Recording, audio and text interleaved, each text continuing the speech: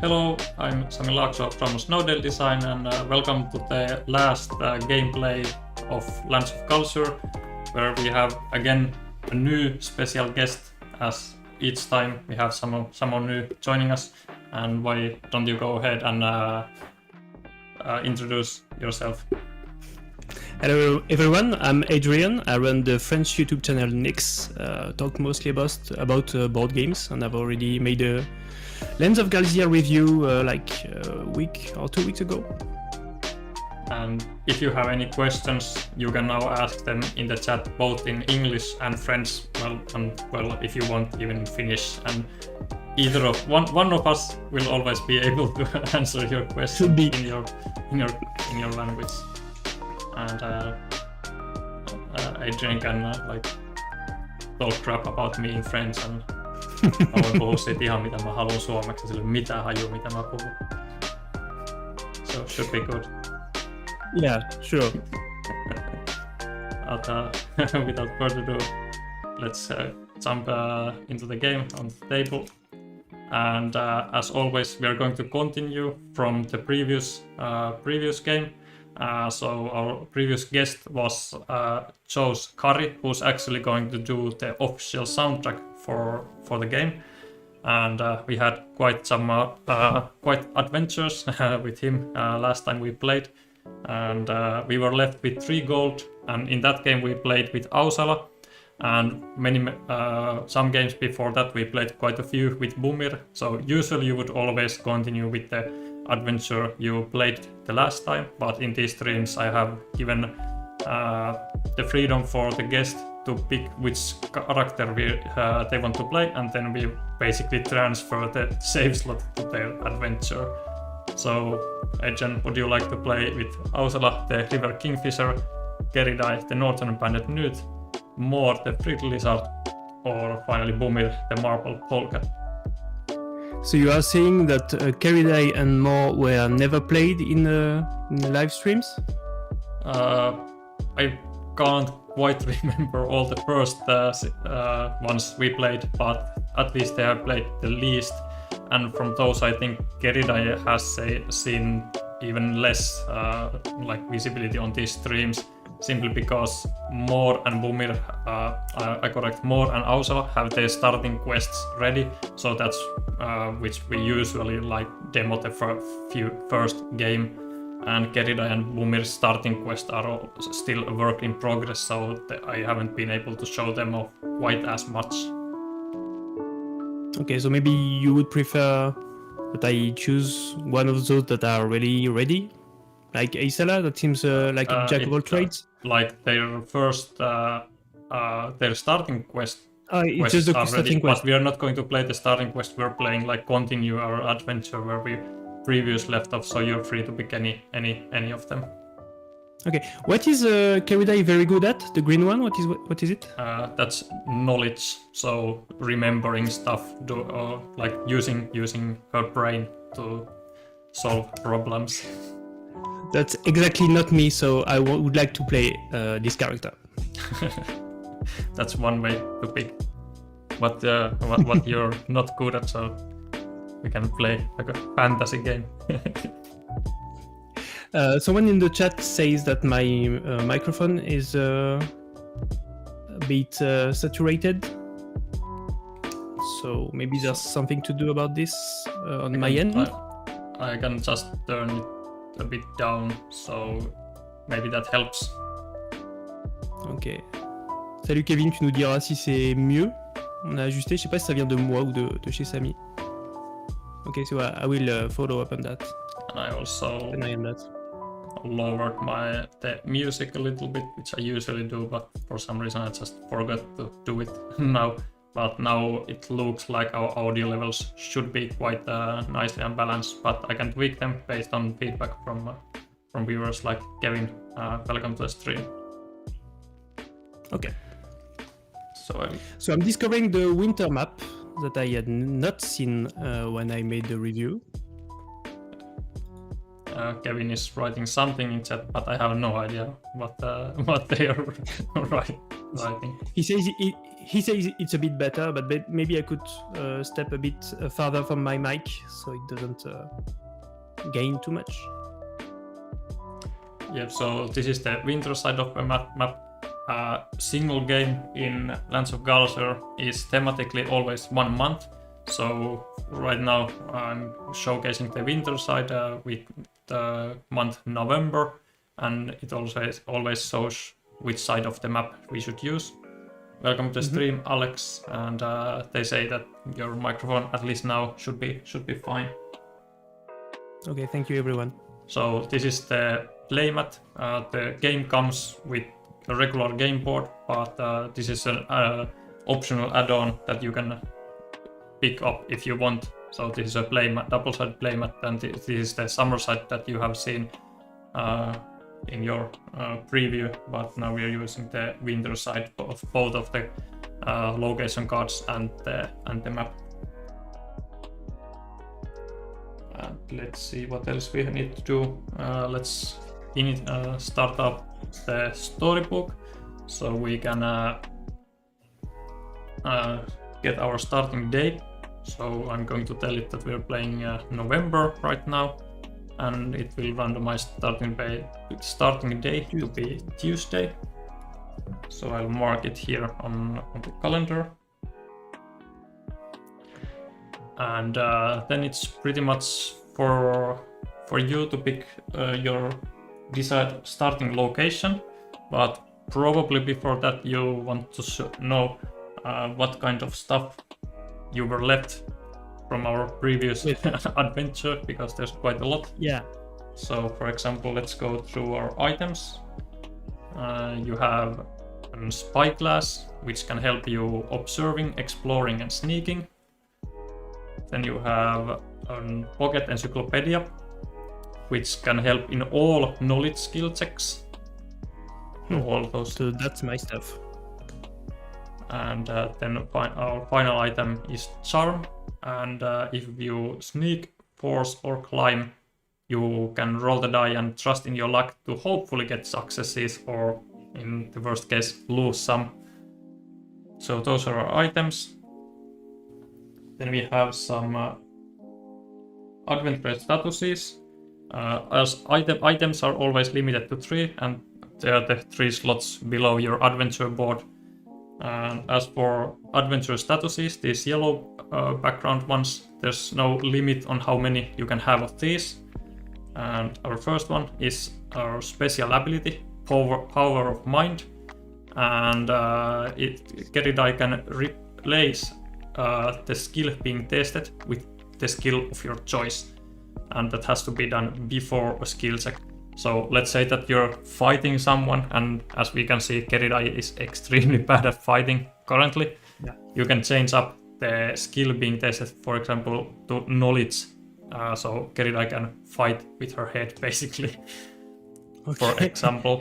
So, but only once. I have to discard this. Yep, only once per game. All the special abilities are once per game. Okay.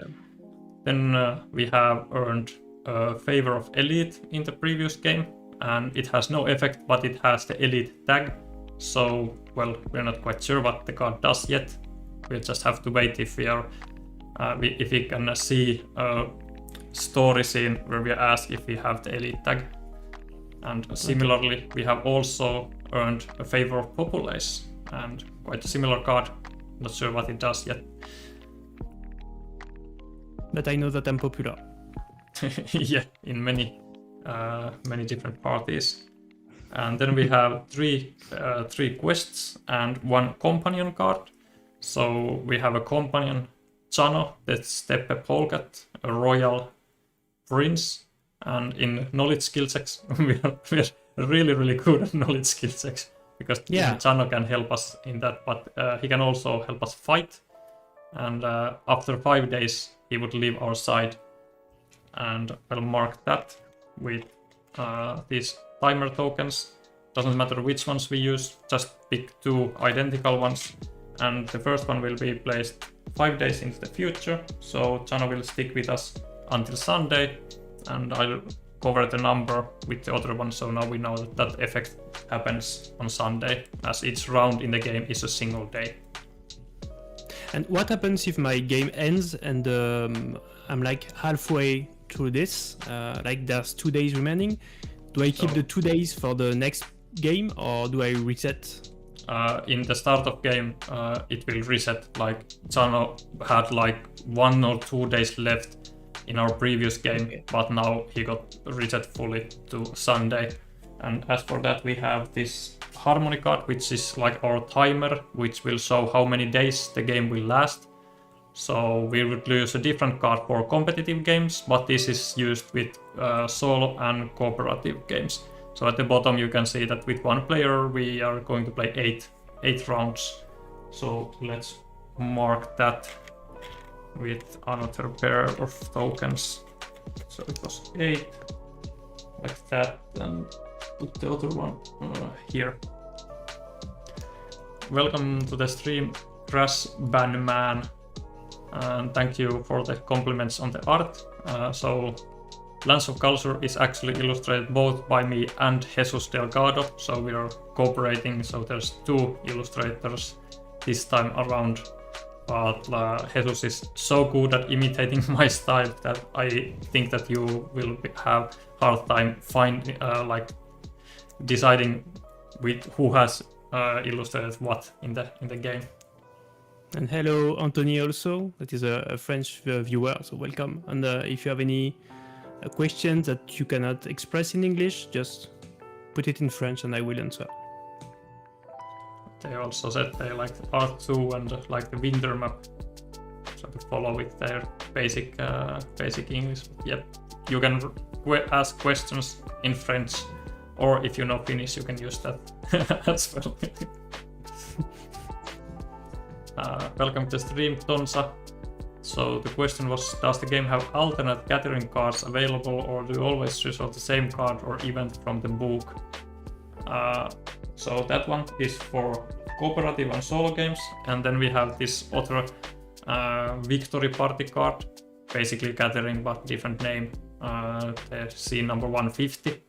So these are the 2 options, and you always use one of these, but the storybook can have different stuff happening in same story scenes depending on which month and day you're playing.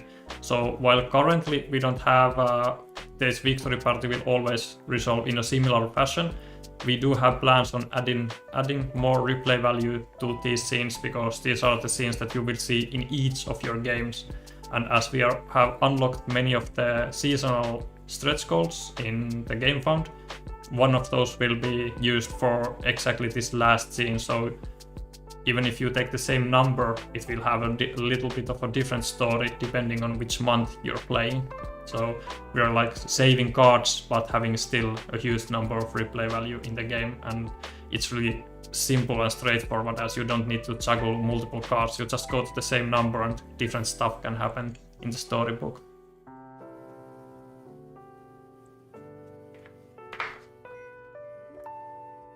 Then we can take a look at our 3 quest cards. Let's start with the one related to Chano, the Crown Prince of Gamzeir. So it's already part 2. A mysterious person named Vivenka is behind an attempt of kidnapping Chano. Vivenka's hirelings were instructed to deliver Chano to the Silver Mirror Inn. And now we can visit the inn if we want to, and the inn is 2 spaces southwest of Sarevar, so in this space.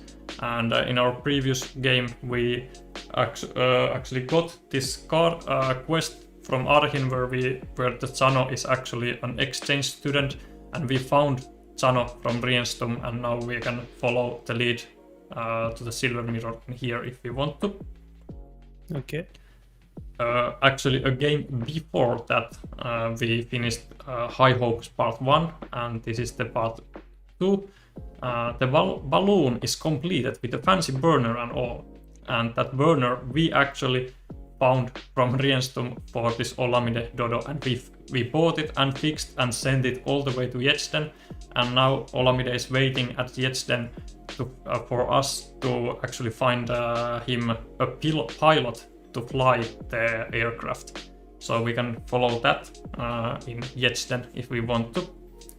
And our final and third quest is the Snitch, and I think we got this like on some of the last turns in our previous game. Arhin has more underworld crooks than the city guard wants to admit. With my help, there could be one less. I work at Arhin's docks, you'll find me easily. Signed by Rasuma, the yellow-tailed rat-tally clerk. And that's in Arhin over here. So okay. You can basically follow some of those leads, or you can go and pick some new quests from the notice board as well. I can show them as they come relevant. Mm-hmm. Okay. Do we have? You were talking in my review about a main plot, like a red line between. Between all this. Do you have any idea? That's not in this demo yet, but go ahead and ask. Okay. In the main game, do you have a hint saying this is part of the main plot, or do you have to figure out yourself? You will have to figure it out by yourself, but after Game Mode 2, as you have seen some stuff happen and unravel, you probably figure out what's relevant to that main plot and what are like some of these other storylines. Should be quite apparent once you get the game and have played a few games. Okay, so I could start. I like the Snitch story, but it's so far from the other two that I'm not sure it's the best choice to start here, to start south. There's also two new quests if you want to drop one of these, but these both of these are part 2 of a quest, so there's something that some viewers might want you to see finish. Yeah. So okay, let's finish. Let's start with the balloon. So let's start here. Yeah.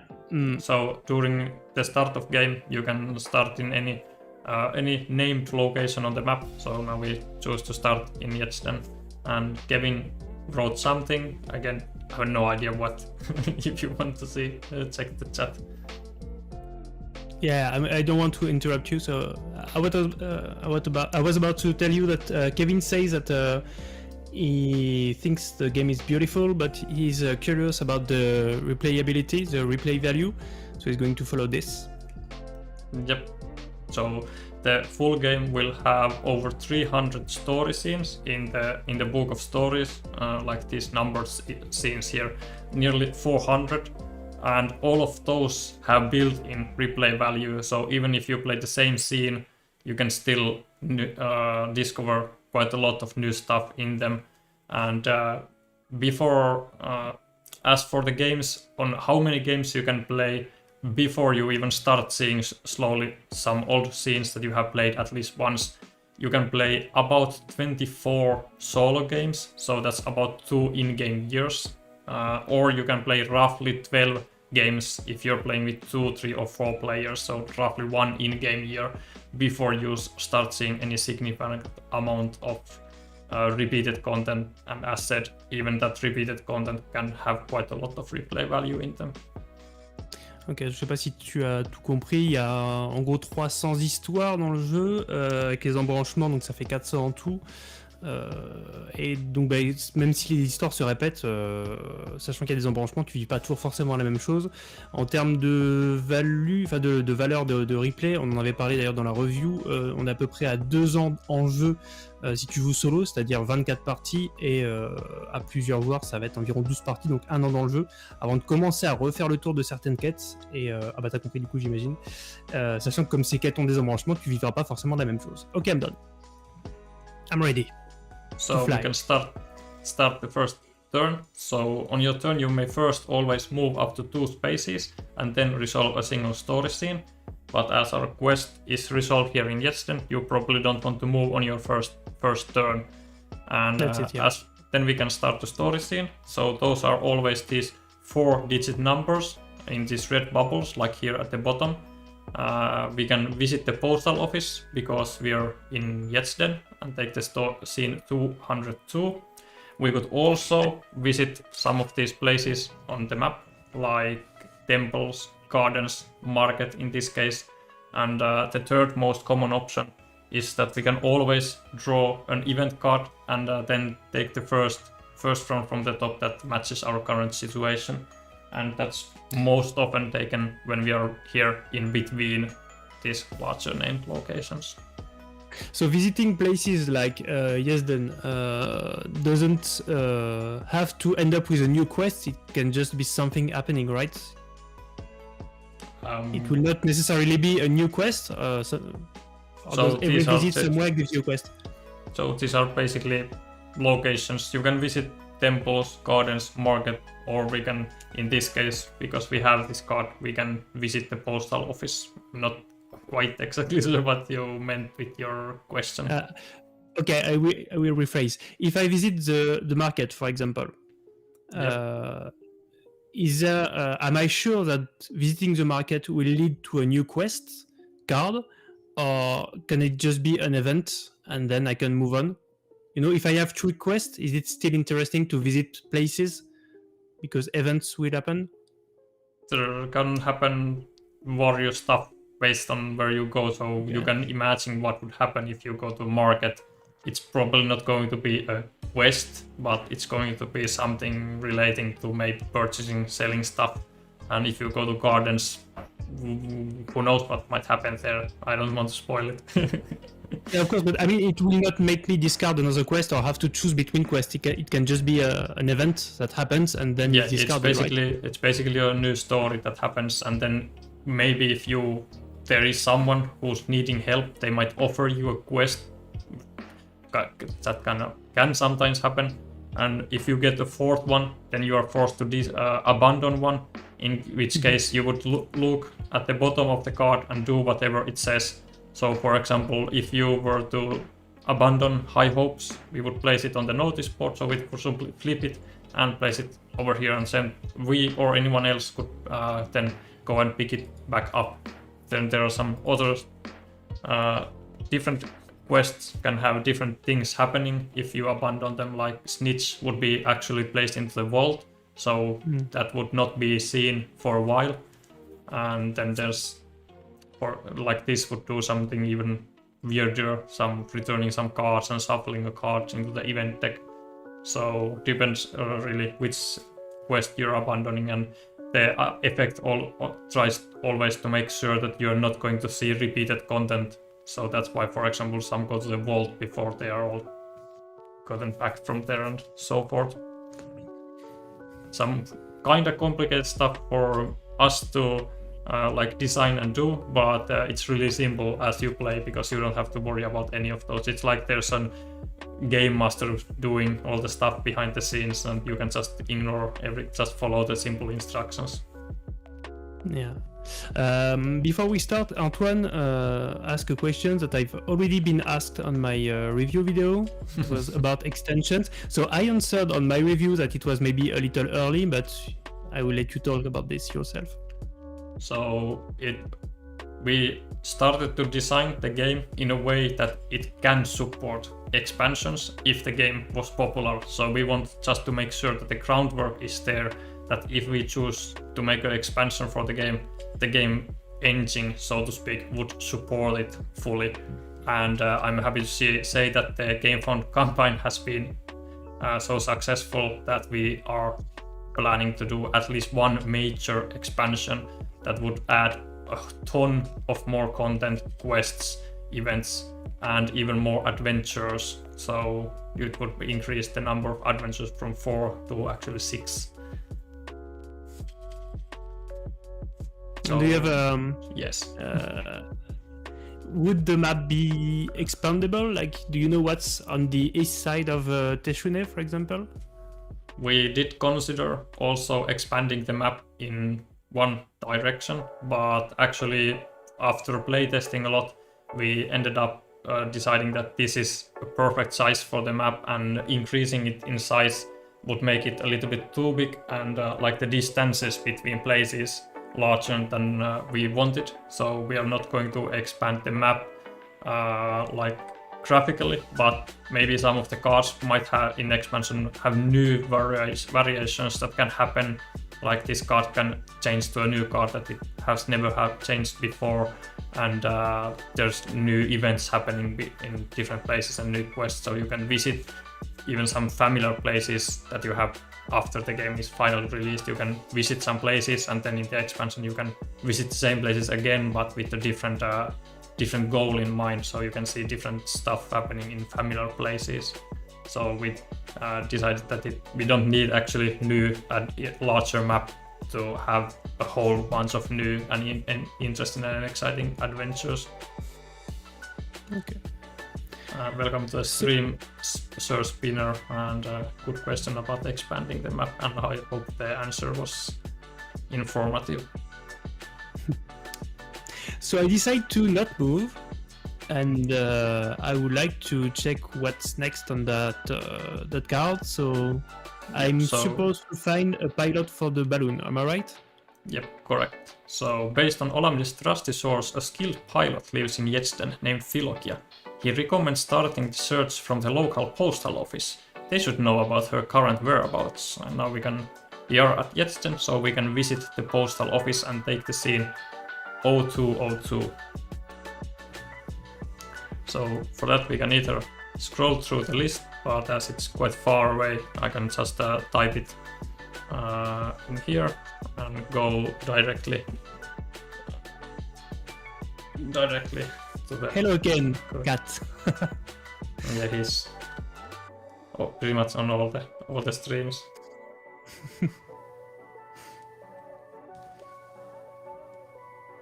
And if you don't mind, we have had like a habit of the guest reading the stories, and then I can always explain the mechanisms and move stuff around the board.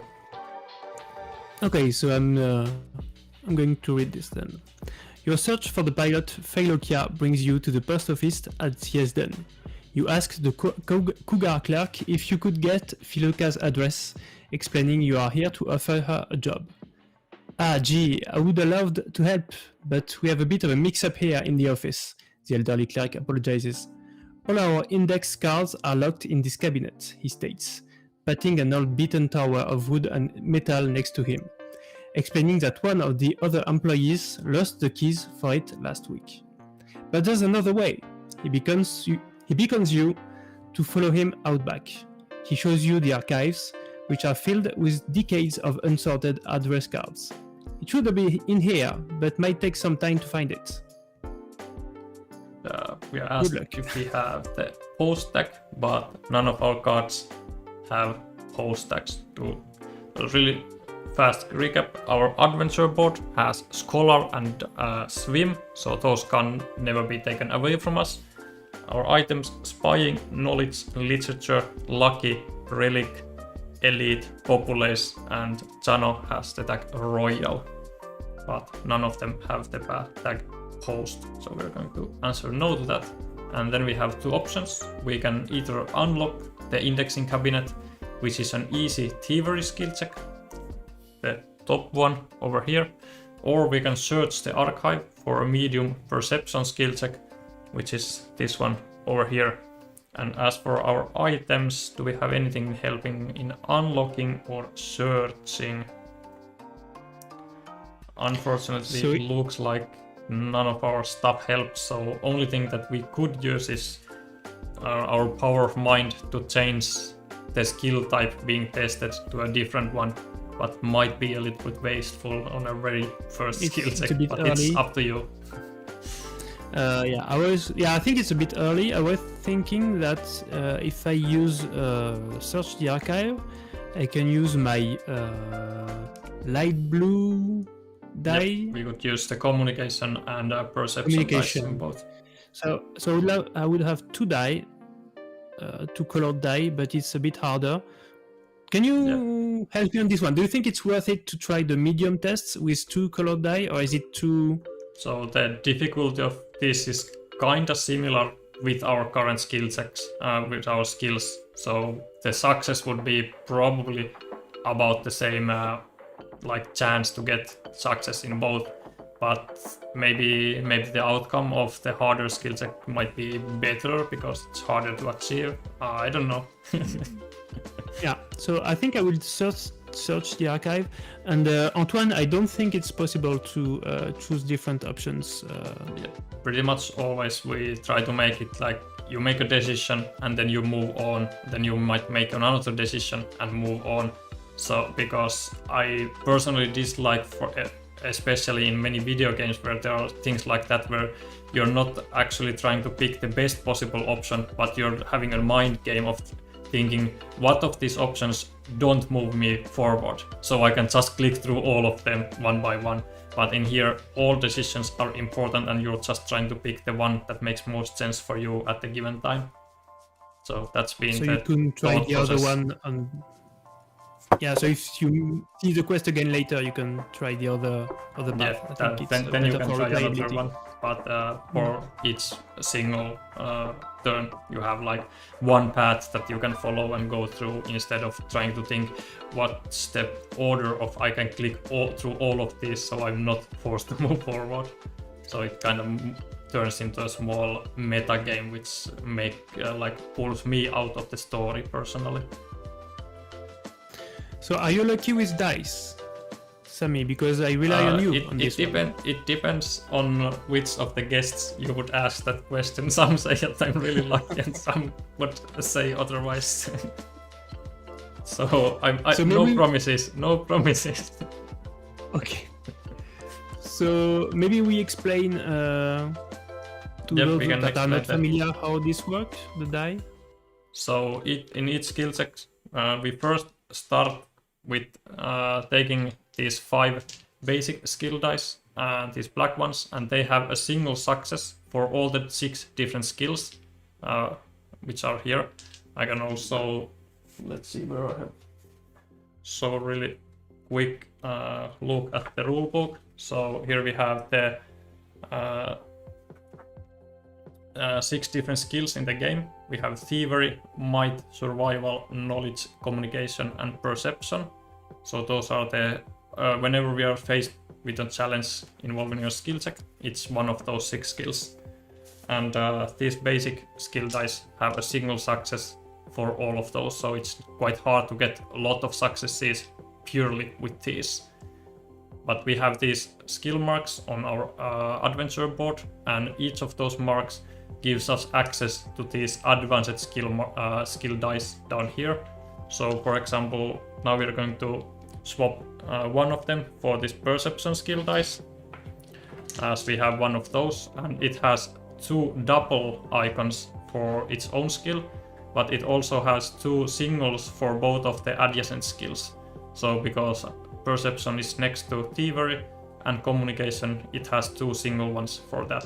And that's the reason why we also want to use the light blue one, the communication die, in this skill check, because it's adjacent to perception, so we get better chance of rolling some eyes in this skill check. And we would need, you said that a medium success is at least 2. 2 is good, There's right? 3 different difficulties in the game, easy, medium, and hard. And you would like to get at least 1, 2, and 3 respectively for all of those. You would always want to get even more, but that's the minimum number to avoid failure. So now we'd be trying to get at least 2 eyes. And as I always can just blame me for bad rolling. That's One, not two. that's not a horrible start. We're at 2, and in all skill checks we always have a single reroll if we want to take it, but it would mean that we have to roll everything again. So it's not a Yahtzee where you could roll only the failures, but you would have to roll everything. So are you happy with 2, or do you want to push your luck? We are not not failing. My trust in you doesn't go that far, so I will stick with 2. What have I done to break your trust? I rolled a success. You have seen one roll and it's already a success, and now you're dumping me. What? No, you have to build. The trust has to be built. So let's but keep you can't say 2. that I have lost success. it if I haven't ever gained it. We have 2, I think it's fine. All right. 2 is decent. So Spinner agrees with me. Maybe you're just a cautious player. That's okay. That's okay. Kind of. I'm kind of unlucky, so I never reroll those rolls So now myself. we reveal the outcomes, and we get the middle one here. Yeah, see, I think we would never have had 4 or more, so 2 is good. So, bravely accepting... Oh, you see? Don't talk. I wanted to prove you wrong, but I failed. So on with the story. Bravely accepting the Cougar's offer, you head into the archive room and start hunting through the mounds of unorganized documents that hold the addresses of everyone that lives in Yezden. It takes most of the day hunting through the voluminous mess before you find what you are looking for. Philokia lives up in the monastery on the mountains, a location that is synonymous with Yezden. You thank the old Cougar clerk for his assistance and leave.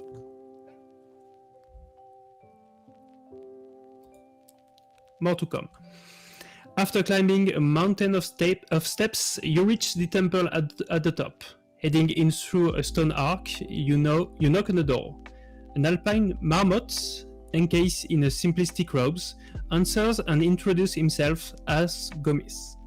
As you tell him about seeking Philokia, Gomis abruptly and loudly blurts out how you are mistaken and that she is not here or ever has been. You are not sure why he is lying to you, but you can either daunt him or leave and enter the temple by other means. So, would you like to Gomis intimidate doesn't want me to see Philokia. Would you like to intimidate poor guy and to tell us the truth, which is easy communication skill check, or leave and climb to the balcony, which is hard survival, and ask for our items? Charm can help us climb if you trust in your luck, which you already have told that you really do trust in your luck. So in this one you would have roll the 12-sided die, and with 1, 2, 3 or 4 you would lose 1 success, but with 5 to 8 you would gain 1, and with 9 or more you would get 2 successes. And I think that's everything we have, except of course for the outside the power of mind. Okay, so my way of seeing things is I have choice between climbing where I could like barely success, or go the easy way, intimidate, where I am kind of strong and have like more than a regular success, so a huge success. So I think it will be more interesting. What do you think? I don't want to lead you in any way. You make your decisions. I watch from the sidelines. Okay, so I take the chat for So we are going to ask, and I'll tell you a secret. I'll tell you a secret. You have 4 colored dice. So intimidate or climb, and there should be a poll in the chat in just a moment, and you can there click if you would like again to intimidate or climb. And I can tell you a secret right now. Pretty much every time we ask anything about from chat, they want us to go the hard route, usually. But I might be wrong. Okay. There's already 3 votes for intimidate, so I think you're going to get an easy route. I didn't even vote. I didn't cheat. But I think, intimidate will allow us to have a lot of successes because we would throw 4 colored dice. Yeah, there's 5 votes for intimidate, 1 for climb. Thank you. What is this? Previously, it was always the hard part. They just wanted to see us fail, but now they're like on your side. What's going on? Looks like I'm not the only one not trusting your dice. I don't know what you're talking about, but let's try to intimidate the poor little Gomis. Shouldn't be a hard task. So we're only using 1 black in this one because we get access to all of our dice, better ones, because they are either communication or adjacent to it. Yeah, but your challenge here is not to success, but to have a huge success. So I would like 4 or more successes, please. So my challenge is to get no successes, even with these really good dice. Did I hear you right? Challenge accepted. I think you can do it, yeah. That's 2. That's kind of not huge, but not nothing. I think I failed. That's really good. Because I wanted either of those, but I got just like a middle of the road. Yeah, low middle, yeah. Do you want reroll everything? I think for once it could be interesting because there's very few ways we could do worse than this. So yeah, I think we can reroll this and see if you can fail this test. I want a big success. I don't want to be a mediocre, so either a total failure or huge success. Total success. Yeah. That's 1. Oh, okay. So 1 should be good. 1 is enough in easy, right? 1 should still be good for easy skill check. Okay. So let's review the outcomes, and well, 3 would be the best one. It should be quite easy to get 3 with this, but well, I didn't succeed in that. So we're going with this. Okay, so 1 or 2 is the same result, so no regrets. Yep. Giving Domis a helping of your intimidation, he cracks like a small child. Dropping to the floor, he begs you to not hurt him. Like I was in position to hurt anyone, but anyway. You demand to be taken to Philokia, and on meek and fearful steps, he leads you to her room. He casts a final worried backward glance at you before leaving. Another alpine marmot answers. Visitors? Oh, come in. Not many come to see me, so it's a treat to have you here. She lets you into the room, which has a beautiful view of the mountain range. So, what can I do for you? You relay Olamide's job offered to her, how he needs a pilot to fly his new hot air balloon. Her face brightens. Count me in. His den is so pretty, but I can get so dull here. I need some excitement. So I gain 1 prestige. And we need to return the card to the library. 1 prestige, and I already returned the 122 to the library. And if we were having a partner, which is marked here on the quest cards, this green handshake icon. So whenever a scene has that one, if there's someone in the same space, like let's say that Adrian was playing with Keridite and I was playing with Boomer, if we are on the same space, I could help you in the scene with all my own items, on my own skill marks and things like that to help you succeed. And then I would also be rewarded with prestige, for example, in this case. Even in competitive mode, that's interesting. Even in competitive mode, you can, for example, try to get ahead, like from together with someone, but there's still only one winner, so you would have to balance that out. Or you can try to catch up with someone if they're playing too well. You can, the losing players can join up with forces and try to catch up. And then okay, so a lot of things happen after this. Yep, random 154. So there were 2. So I'll pick one of these randomly, returning the other one back. And for this, we are going to place it to Yetsten. So it's a hot air balloon. Olamide's newest business is getting some wind beneath its wings. And it has a timed effect which will happen at the end of this round. Move to the next location with larger location numbers. 12 loops back to 1. And also so delay by 1. Yep, so it's going to the larger number. So this is number 1. So it will move to Jabar here, which is number 2, and then to Sarevar, Teshun, Esembi, Meratu, Arhin, Riastum, and then all around again. And can I use it? At the bottom, adventurers may spend 2 gold to move with this card.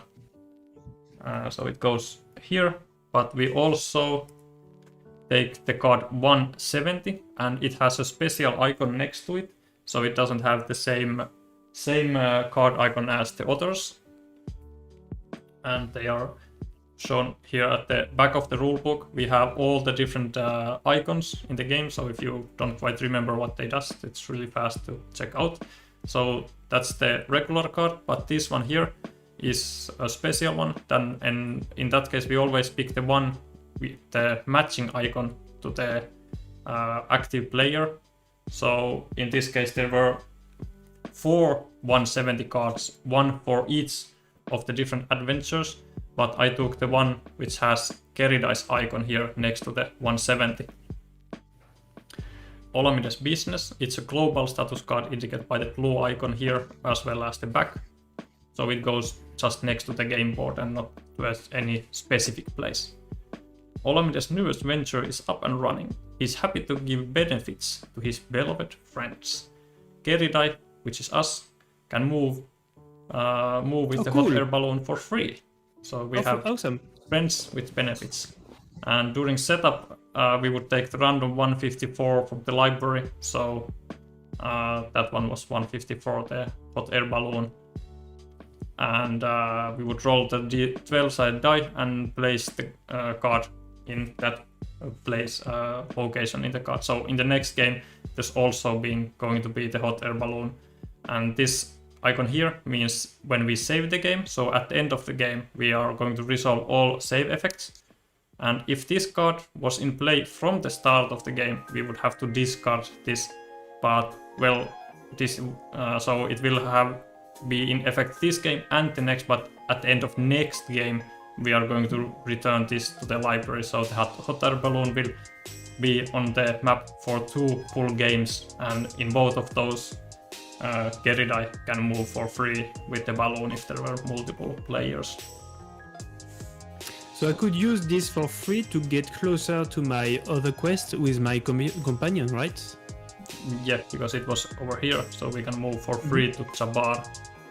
And there's the final one, take 120 from the library and place it back to the quest slot. So that's a way to activate new quests. Because whenever there's less than 3 quests on the notice board, we are going to fill the notice board from the front of this quest slot. And in this case, we are adding new card to the very end over here. Well, here. So once all of these other quests have been completed, then the quest 120 would come up to the notice board. And that's finally end of scene. I'll take here a token on the hot air balloon, and it has only number 1, so it goes to the very next day. And now we're moving to Wednesday, and this happens, it moves to the next location, and we can move. So I missed it free. Actually. I didn't understand.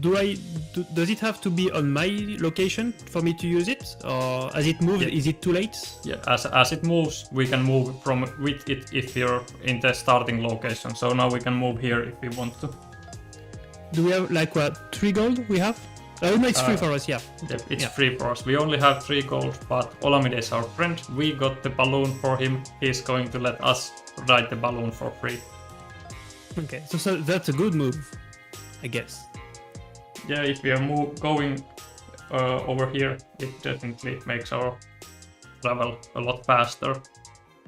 Because it doesn't count as a move, right? I just paid, but I can still do my move now on my card? It happened in the calendar phase, so now we are going to move. It also says delay 1, so we're going to delay this 1 to the next day, so it will basically move during each turn. And now it's a whole new round. Now we can move and then take a story scene.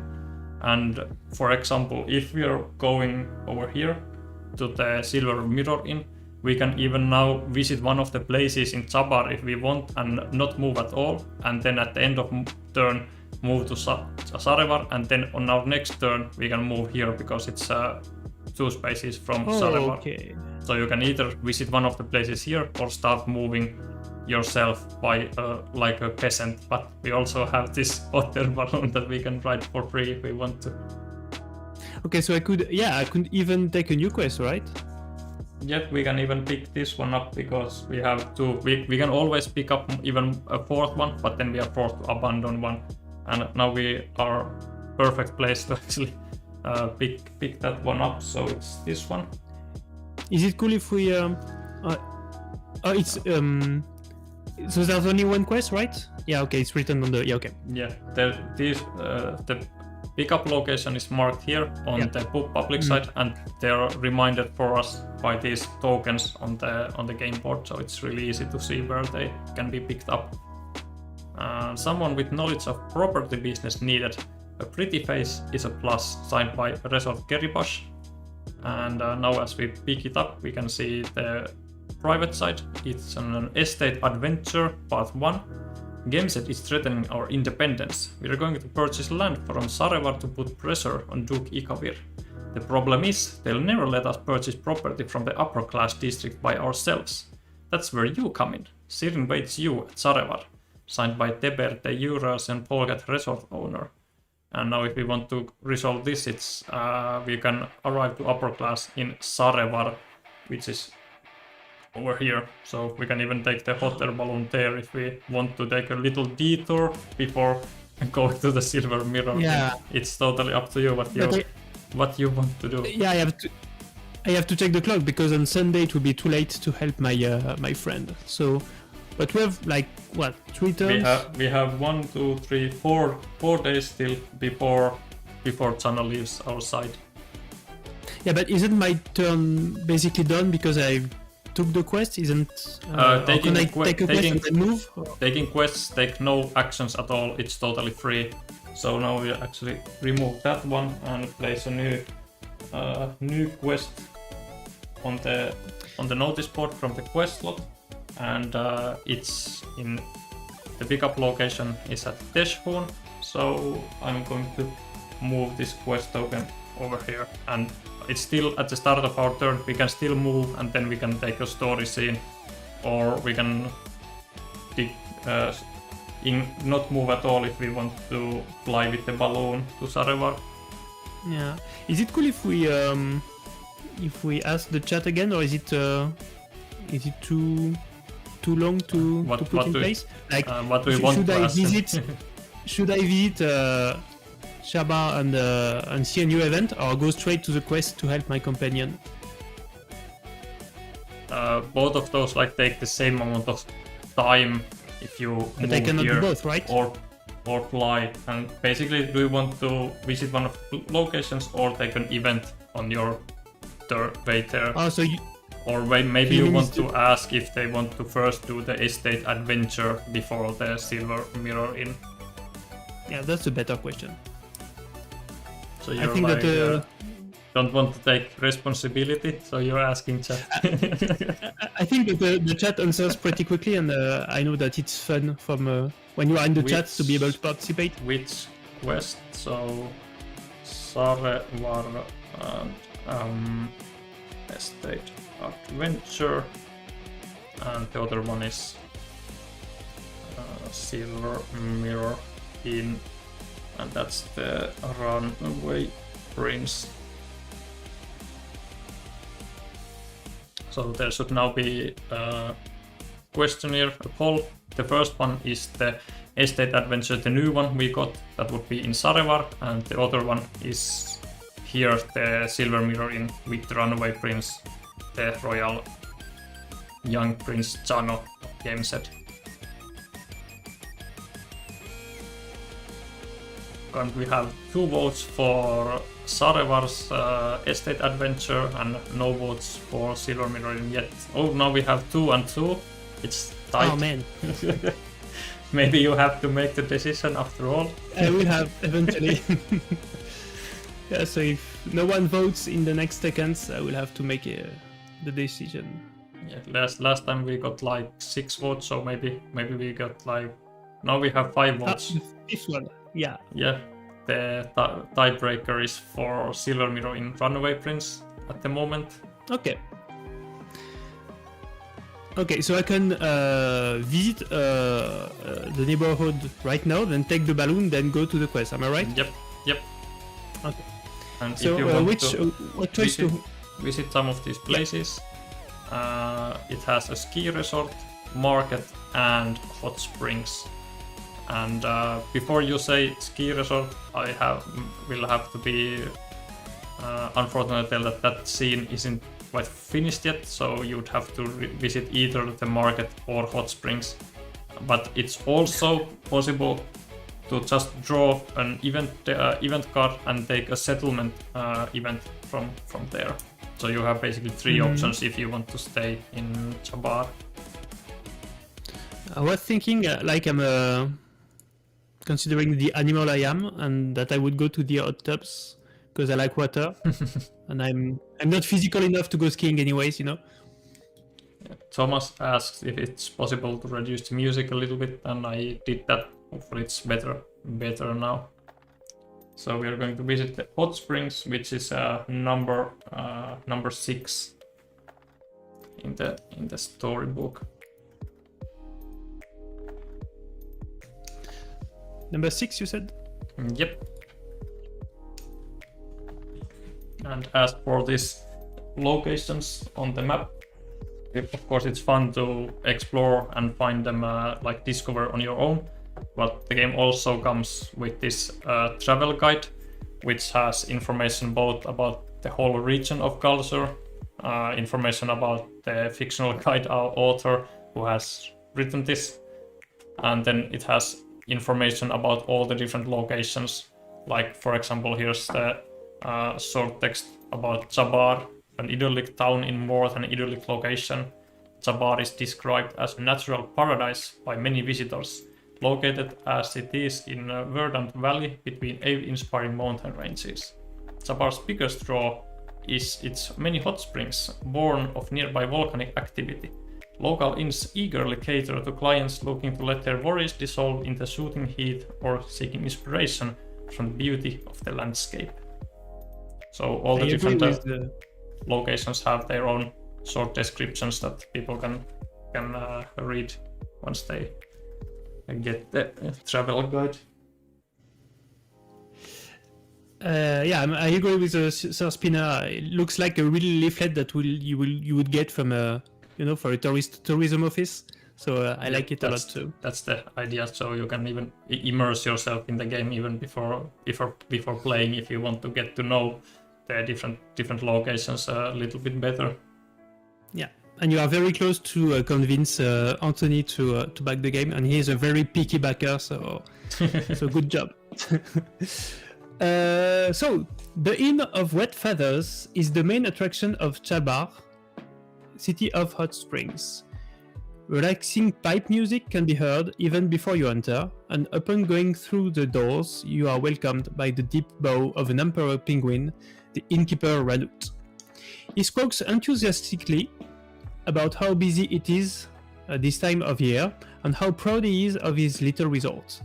My staff can barely keep up with all the peak season work. He looks at you for a brief moment. You don't happen to need a job, do you? Do I? Do you want to spend your day at the inn by spending 2 gold of your remaining 3? Do you want to clean the baths for medium survival skill check or help the inn? I am clearly not. Did you come to relax or sweat? I came to.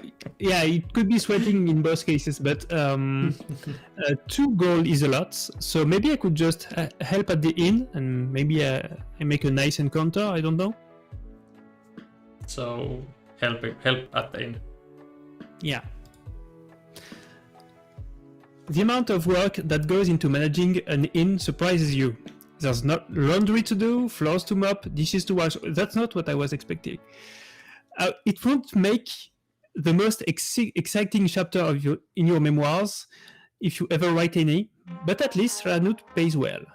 He also insists that you stay the night at the inn, an offer you gladly accept. It definitely is nice to sleep on a proper bed every once in a while. Oh, 8 gold! Whoa! 8 gold. Not bad. So we're going to 11. I'm rich now. It seems that usually the habit in these games has been like you earn gold, and then you spend all of it before the game is over. So the next guest is always like, where is my gold? And I didn't read Sir Spinner's message, but he looks like he's a little voice in my mind because he always thinks the way I think. So thank you, my guardian angel. So end of scene, moving to Yeah, Wednesday. And the balloon is going to move, and I take it we are going to fly So am with I. it to Sarevar. And then we have work to do. So I can still start with the real estate, and then hopefully the real estate continues elsewhere. So on the next turn, I can do my companion quests. Yes, there's still That's my plan. 3 days before Chano is going to get impatient and but leave what our if- side. Yeah, but what if there is a part 3, you know, and I don't have time to complete part 3? That would be terrible. So I will. Yeah, I need to go, you know, to plan ahead.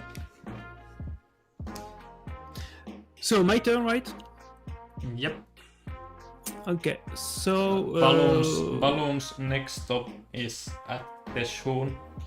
So it's also 2 spots from there if for any reason you would have to. And there is a new fly to question. Teshun. Yeah, and there is a new quest in Teshun, so I don't remember who was questioning the replay value, but it looks like you can't even do half of everything in one play, so that's reassuring. So people voted for They the voted prince, for- so I'm supposed to for go to the prince. mountain first if I want to be... Yeah, well, yeah. You could move from here back to here to do the estate adventure, but maybe it's smarter to do than well, I don't know what's the smarter order of doing them depending on where you want to continue later. Basically, I think we are going to have to say goodbye to the balloon after if we go here. But I'm not that far from Teshun, even if I'm, you know, in the middle of the road. I'm still one action away from Teshun, so that's fine. There are some questions or something about something in French by Res. Welcome to the stream, and also Anto maybe answered something. I don't know. Ouais, salut Rez. Oui, c'est en anglais, sachant que si tu poses des questions en français, bon, pas toutes les minutes évidemment, mais si t'en poses une de temps en temps, je réponds aussi en français quand il faut sur des points essentiels, donc n'hésite pas.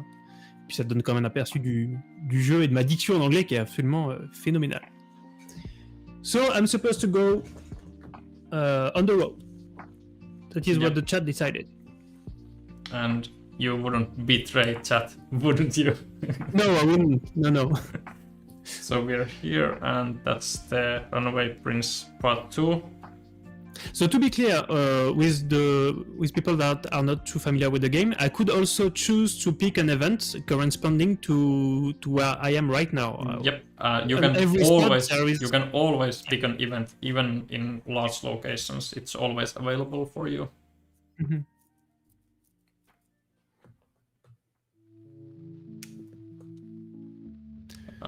A mysterious person named Vivenka is behind an attempt of kidnapping Chano. Vivenka's hirelings were instructed to deliver Chano to the Silver Mirror Inn, and now we are going to visit the inn. Res asked or wrote something about something, but you answered with a smiley face. Yeah. I'm monitoring the French messages. I'm shortly going to ask someone to write something in Finnish so I don't feel so left over by... I don't know what's going on in my own stream. Where's the Finnish crowd? I know at least Tonsa is Finnish, if he's still watching. Write something stupid in Finnish in chat. So we're going to take the scene number 78.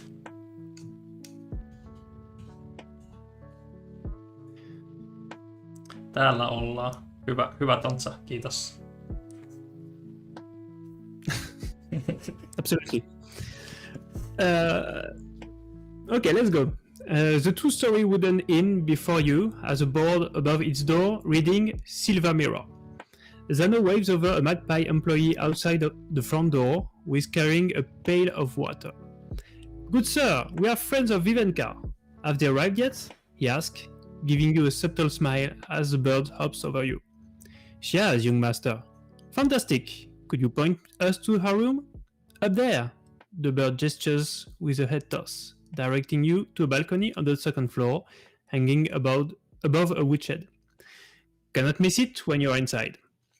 The magpie dips his head after Zano tosses him a coin. Thank you, sir. The prince waits for the employee to leave before asking you, what's our way in? So we could just enter like regular people, or we could trust Super Sami to throw die that would be only black die. With 5 black die. 5 black die. So 1 chance out of 6 times 6. It doesn't work like that actually. We have like 2 rolls, so 10 chances to roll 1 success if you want to jump. Okay, let's make a less a fun move because I've been very conservative until now. So let's try to jump on the balcony. Let's play to our strengths, it seems. Yeah, Thomas agrees. Sir Spinner hasn't given his advice yet, but I'm sure he agrees with me. And I'm not going to remind every time, but you do have the power of mind, which can be changed. You can change any skill check to any other skill check. Not sure if you want to change jumping. I expect I will meet some, very, very important choice, like game breaker choice, and I will use it at that moment. So we're looking for at least 1 sword. 1 is enough, yeah. That's nothing. That's not. So as a reminder, maybe for the people who don't know the game, you cannot die per se in this game. So even if I fall, it's not a big deal, I hope. Yeah, there are negative consequences, which we might see at some point. Can you even lose points from your abilities, or is it always 4? I know you cannot win, but can you lose some? Do you mean these skill marks? Yeah, can you lose that? You can't lose them, but you might lose the ability to use them for a short while. Oh my. Okay. So looking forward to that. Come on, Sami. Oh, that's 1. Yes, that's 1. That's 1. Easy. First try. Easy. So we got 1. So no way I was going to throw 4. 4, yeah, it's a bit much. You and Zano climb up the shack and leap onto the balcony, landing noisily. Noisily, yeah, whatever. Alerted from all the ruckus, a badger opens up the doors to the balcony, and is startled to see you all. Prince Zano?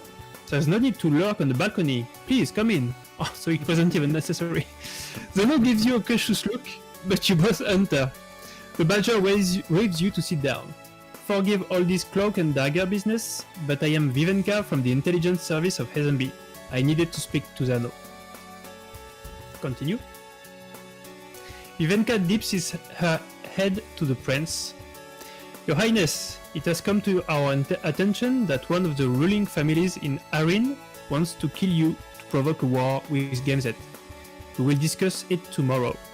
Giving Zano a sweet key, she tells you there's a room for all of you. Taking the key, you and the prince go to an extravagant suite and enter it. A clattering sound echoes down the chimney and something lands in the fireplace and rolls out. Zano's eyes widen. Bomb! Oh, I think we were followed. We don't have a sentinel tag. I have a spyglass. Should have seen this coming. Do we want to run outside or put the bomb inside the wardrobe? Both are medium skills like survival and thievery. So the best choice to maybe succeed would be to run outside because we have barely any die.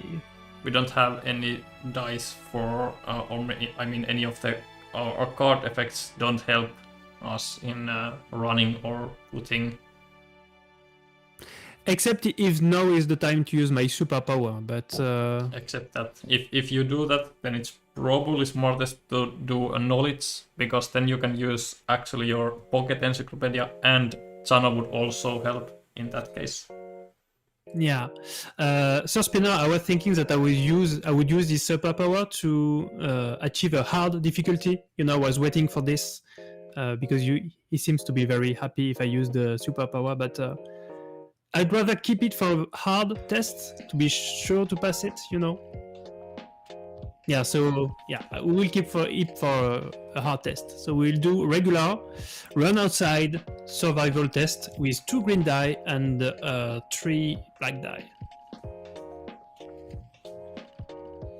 And we are looking for tents and hopefully at least 2.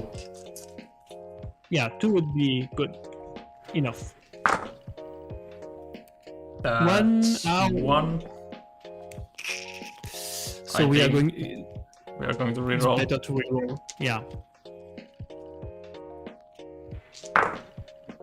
Oh, that's 2. Awesome. I'm both happy and unsatisfied because I want to see you fail. You want to see me fail? Okay. I won't fail. I won't fail my chat. So outcomes. Not all the time, but at least once. Got 2 to 3. 2 to 3, yeah. So you and Zano throw yourselves out of the room and narrowly avoid the blasts, which obliterates the room. The explosion draws several servants and Vivenka to the room, who gasp at the damage caused. Moments later, other Zambian agents arrive from downstairs, informing Vivenka that one of their agents, Nilos, was a traitor and has fled the property. Oh my god. Vivenka growls in disgust. We must take our leave of you, Prince. We must return home and root out any other traitors, and will thus no longer be able to protect you. Zano scoffs. As if you and your agents have helped keep me safe at all. That's right. Continue.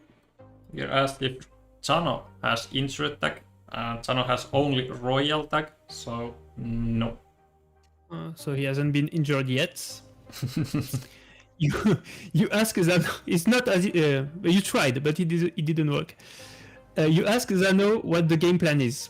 We make for nice islet of Keanu.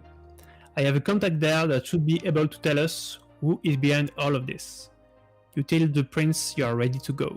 I must say, in a strange way, I have enjoyed my adventures with you. Hopefully, we will find an excuse to travel together longer. 2 prestige is good. That's really good. So we're moving to 3. And we are going to delay Chano by 3. And Chano is the purple bat here. So 1, 2, and 3. Thank you, Lion. We did our best. Yeah, welcome to the stream. And I'm doing my best to roll badly. And now these are in the same space, but we are going to resolve them from top to bottom. So if Chano is still with us once the game ends, we will first discard Chano and only then resolve the story scene in the Harmony, the Gathering. Are there more than 3 parts quests? Can it be longer? Or am I sure that the next part is the last part? You can never be sure. Okay. And no now spoil, of course. I returned Runaway Prince 1117, and then we get 1118 from the library and partner have gained. Yeah, so do the partner always get the same prestige as the owner of the quest, or can it vary a little? Basically, the partner will get the same number of prestige and sometimes some other bonuses, but for example here they don't get the new store quest card, obviously, because that's going to the active player, but sometimes if you get the status, the partner would usually also get that status as well. Okay. So here's the 118. Chano wants to meet Dirdin, an old polecat fisher living in the island of Kishanu. She should know something about the conspiracy against Chano as she is collecting information about Hesembian spies. And now, 1 space west of Hesembi, we can go and meet Dirdin, which would be this space over here. So it's a bit far. And that's So that means end of scene. We are going to move Yeah. to Thursday. Same here. So I'm going to delay the balloon by 1, and balloon is moving over here. So we could, like for example, move here, and then at the end of the turn fly to SMB if we want. But if we want to move there, it doesn't really make it faster, because from here it's also 2 spaces over here. Yeah, but maybe if we go to Teshune, we can check the quest that we haven't checked yet and see if it's more relevant to pick this one instead of the real estate that we are getting far from. Evil farmers are treating their child workers badly. This must stop. Somebody help. What am I going to do? I'm a broke person. I don't do... okay. Or you can now move back to Sarevar. There's also, you can move from here to here and here. It still takes 3 turns, so it's quite a long wait if you want to go there and back again, depending on what you want to do. I'm afraid that if I go to start the Sarewa real estate, wherever it gets me, I won't have time to finish my royal quests. Yeah, So I think Tano is somewhat impatient, so you have some turns left, but if you don't finish it this game, Tano will say will leave our side and go on his own way. Yeah, I think the chat can give his opinion, but I think it's better to keep with the royal quest. There's an interesting question from Tonza that maybe you can answer. So Tonza is asking, will there be quest markers for active quest phases as well, like those used for available quests in the cities? There's not going to be those, and the main reason is that if you're playing with more players, these are all your own private quests, and you are not. You can show them to other players if you want, but you're supposed to keep them secret. So these are your own quests, and other players don't know where you are going to resolve them. Of course, if you're playing cooperatively, then you probably want to just have them face up on the table, so you can discuss them with other players. And even competitively, you can, for example, show one card to other player, like, "Hey, I'm going here. Do you want to come with me to help me with this scene?" for example. But yeah, and you only have 3 at any given time, so it's quite easy to see where the places are when you have the cards in your possession and in your hand. But if you want, you can still, for example, use. There's so many of these timer tokens that you can use these to mark their locations on the map if you want. But I don't recommend doing it if you are playing with multiple players, because then it can get quite busy when there's a huge number of tokens everywhere.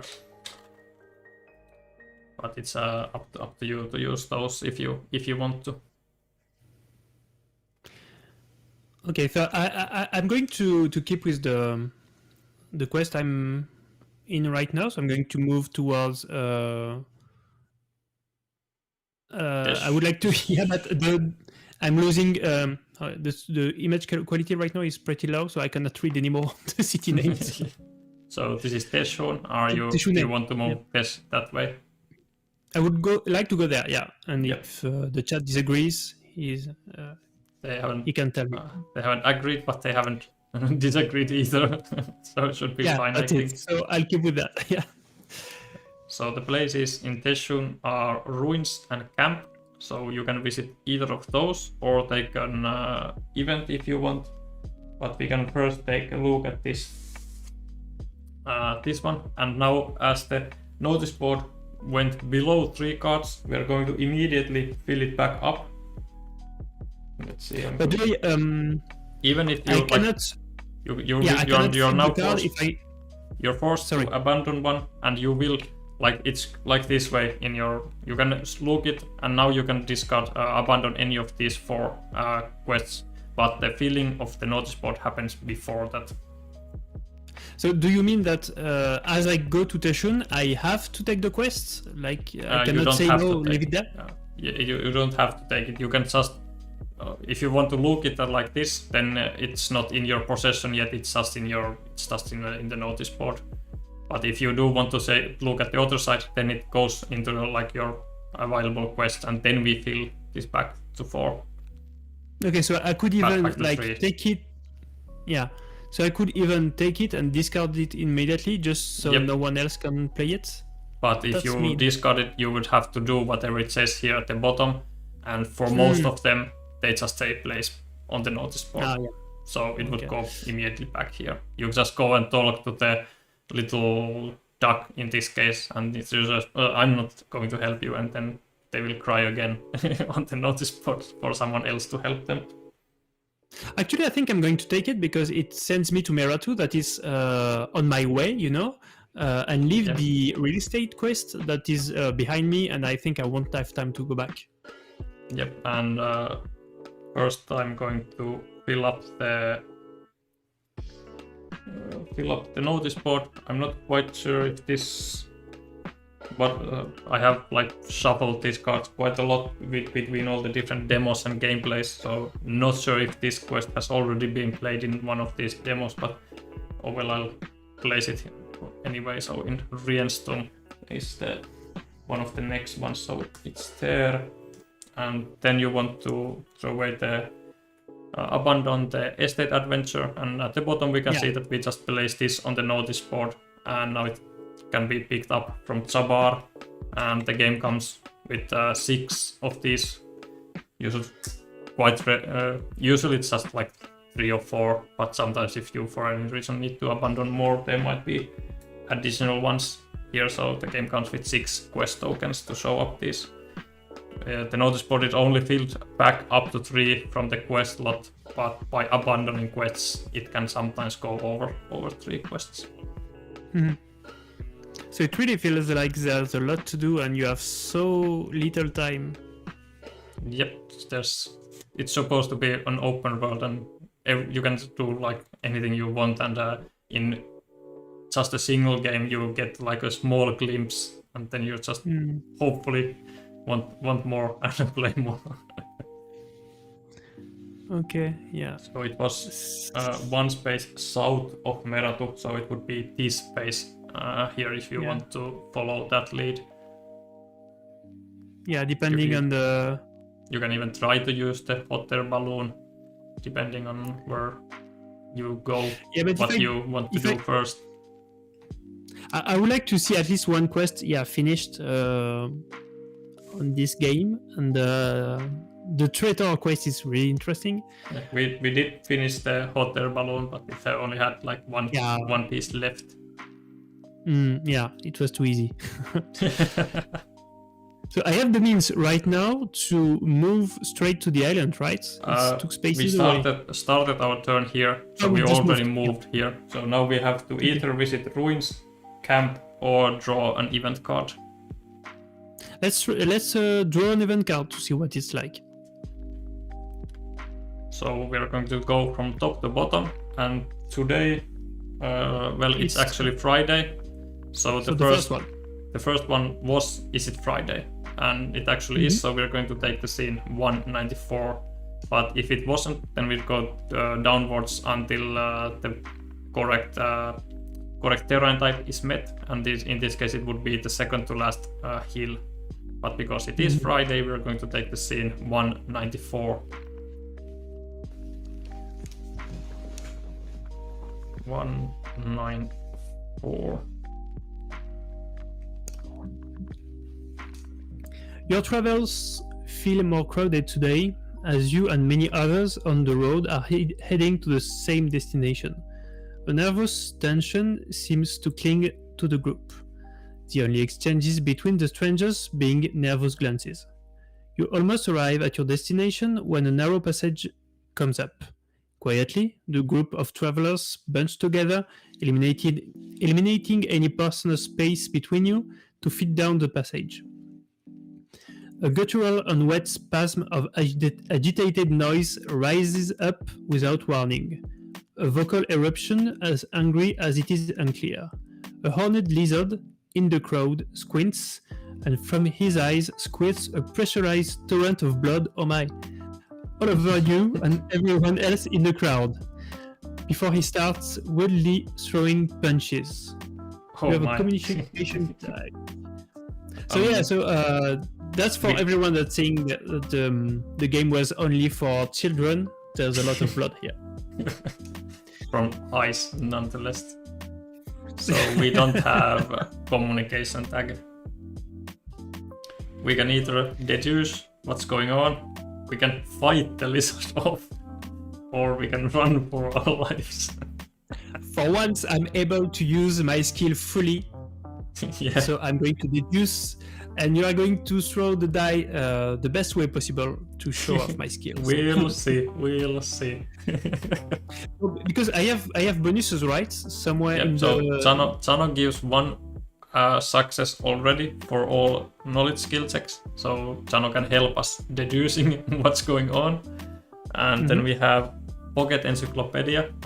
I can take a closer look at that right now. So in knowledge skill checks, we may reroll up to 2 dice and convert up to 2 knowledge into 2 successes each. So we can like double up 2 successes.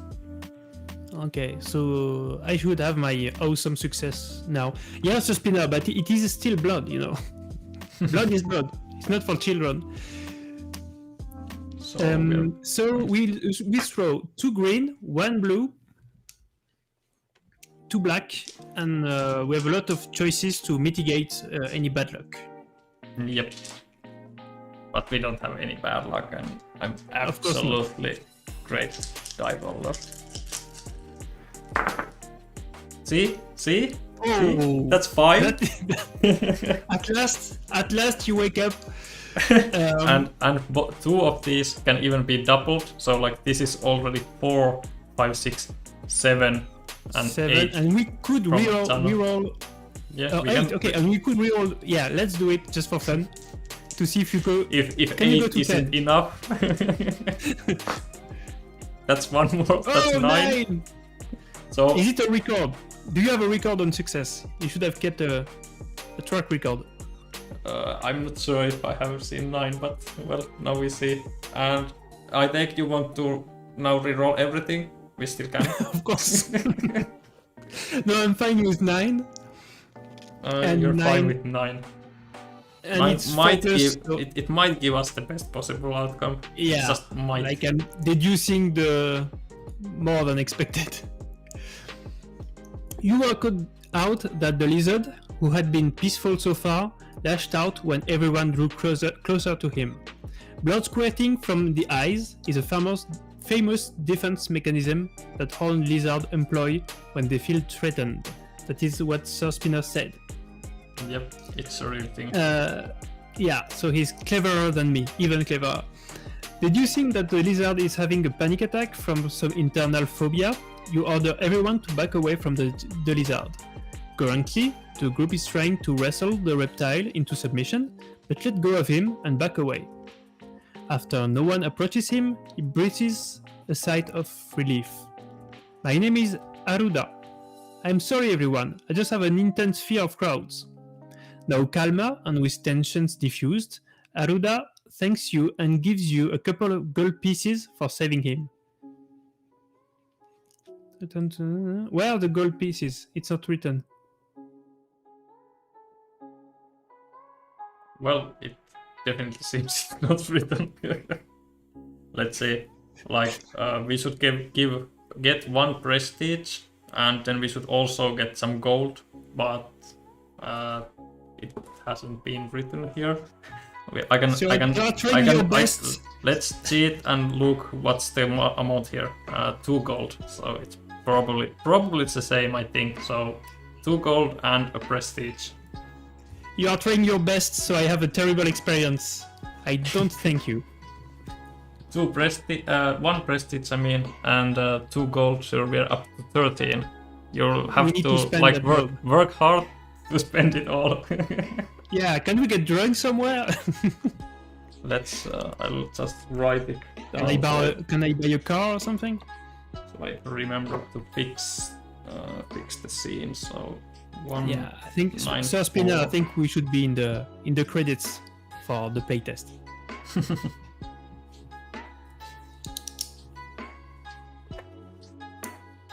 And asking us to return the drawn event card back to the library. So this is 177. Do the new one, the 82, has to be related to what happened or not necessarily? It's just renewing the cards? I don't know.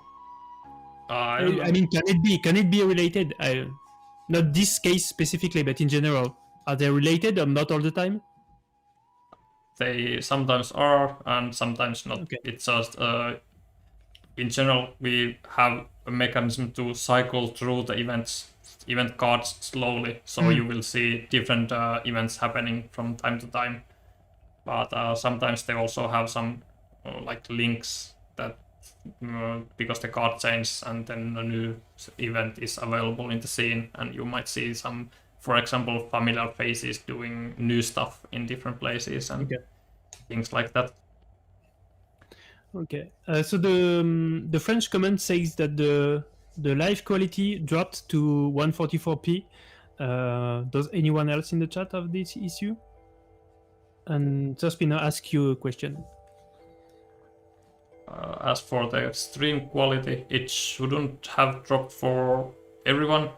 It's saying like excellent quality on my end, and I have dropped no frames at all. So if others can confirm that the quality is good for them, then it must be like Res's connection.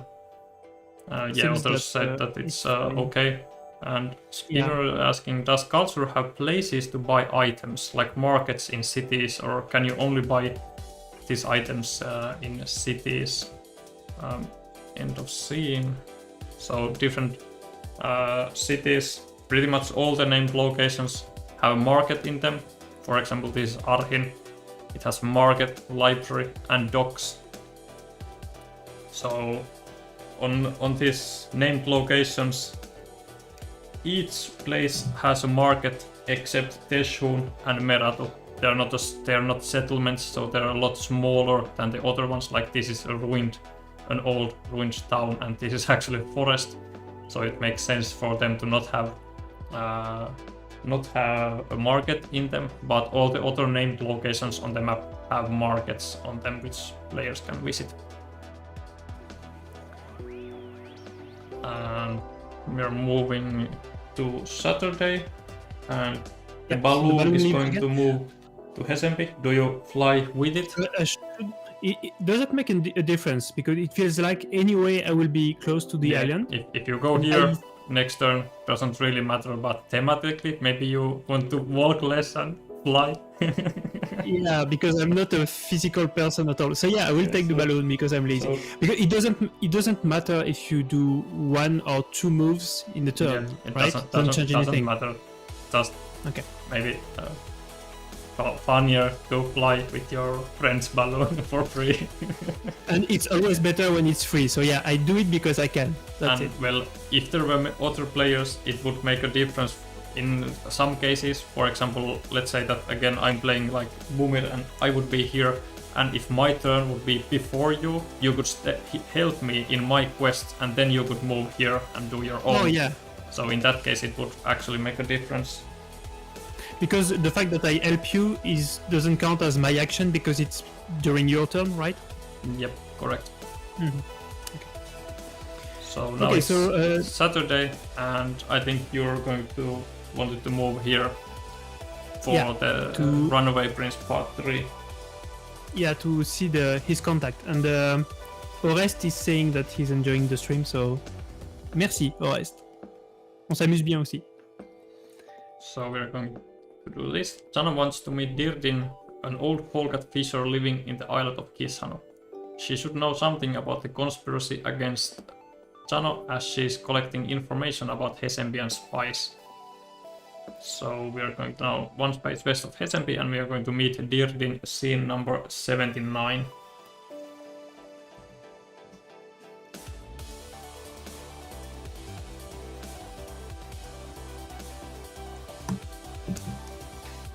At the Kishanu docks, you meet a polecat named Dirdin on her fishing boat. Zano hugs her and the two joke about how long it's been. Zano fills her on the hectic events that have been unfolding in his life. You ask Dirdin what info she has. I learned about a Hesembian spy named Nilos. He plots to assassinate the Prince of Gamefound has been exposed and he's now on the run. I also saw a ball cat, matching his description, hiding in a nearby villa owned by the Oziga panda family. Arms dealer, Zano elaborates. Dardin sails around the islet that night, dropping you off on a beach next to the villa that she saw Nilos at. You see the house among a large overgrown garden at the end of a path. So it seems like he has a lot of money. Just like me. So should I get to the back door or check the garden? Maybe I should check the garden, because if there is some kind of guards or dogs or traps, I don't know. So I would like to check the garden. Welcome to the stream, Triple. There wrote, I think I know why there are so few dice in, I guess it's Dale of Merchants, now that we have seen how Sami rolls dice. What? Didn't you see this? Didn't you see this? The 9 successes. Nine successes, 9 books. I draw that all the time. Yeah. Check the garden. Slipping into the tall and tree-ringed garden, you see a gazebo in its center, which holds a table and chairs. Before you can eye your surroundings much longer, a wolf enters the garden. I was right. You dip behind the trees and watch him. His moves are refined and subjects the area to an intense stare. You size him up as being a battle-hardened veteran, working as hired muscle, so he has bodyguards. After giving the garden sweep, he withdraws and patrols elsewhere. So I think I was right. Scouting your way through the elaborate and neglected front garden, you find a place to hide among the overgrown plants and wait to see if any more guards are patrolling the property. Sure enough, some minutes later, a crocodile comes from one side of the villa and makes her way around the villa. From her rough appearance, you assume she's hired muscle. Once she leaves, you should be all clear to exit the foliage and head over to the gazebo without being caught. So I could fight if I wanted to lose, or if you want to use your power of mind. Oh, because it's hard. So yeah, but even if it's still a hard test, right? So you would throw 2 green, 1 light blue, and 2 black. If you chose to change it to knowledge, you would also. Well, this is quite interesting. Oh, it works. Because Chano, you would turn it into a knowledge skill check. So Chano would give you 1 success, and because you are not changing the verb, it's still a fight. Chano would give you 2 successes because you're using your head to fight, basically. So Chano would give you 2 successes, and you can use your pocket encyclopedia in knowledge skill checks. So this is quite a good combination in this case if you chose to fight them by using your mental powers, your superpowers. Yeah. Okay, that is not what I would do in a regular play, but maybe to showcase this versatility I have right now, we could do it so people see how it works. Yeah, I think this would be really powerful way to use it. There's sometimes you can use it in a less meaningful way, but this is like an excellent chance because you're so bad at fighting usually, and now we could use excellent dice and even double Chano's abilities in this case. So, is it right to assume that if there is no test, inspect the gazebo, is it right to assume that the outcome will be less favorable to me because I didn't test anything, or is it not true? Well, let's say it in that way that if we get the best possible outcome from the fight, it's probably going to be better than inspecting because it has no skill check at all.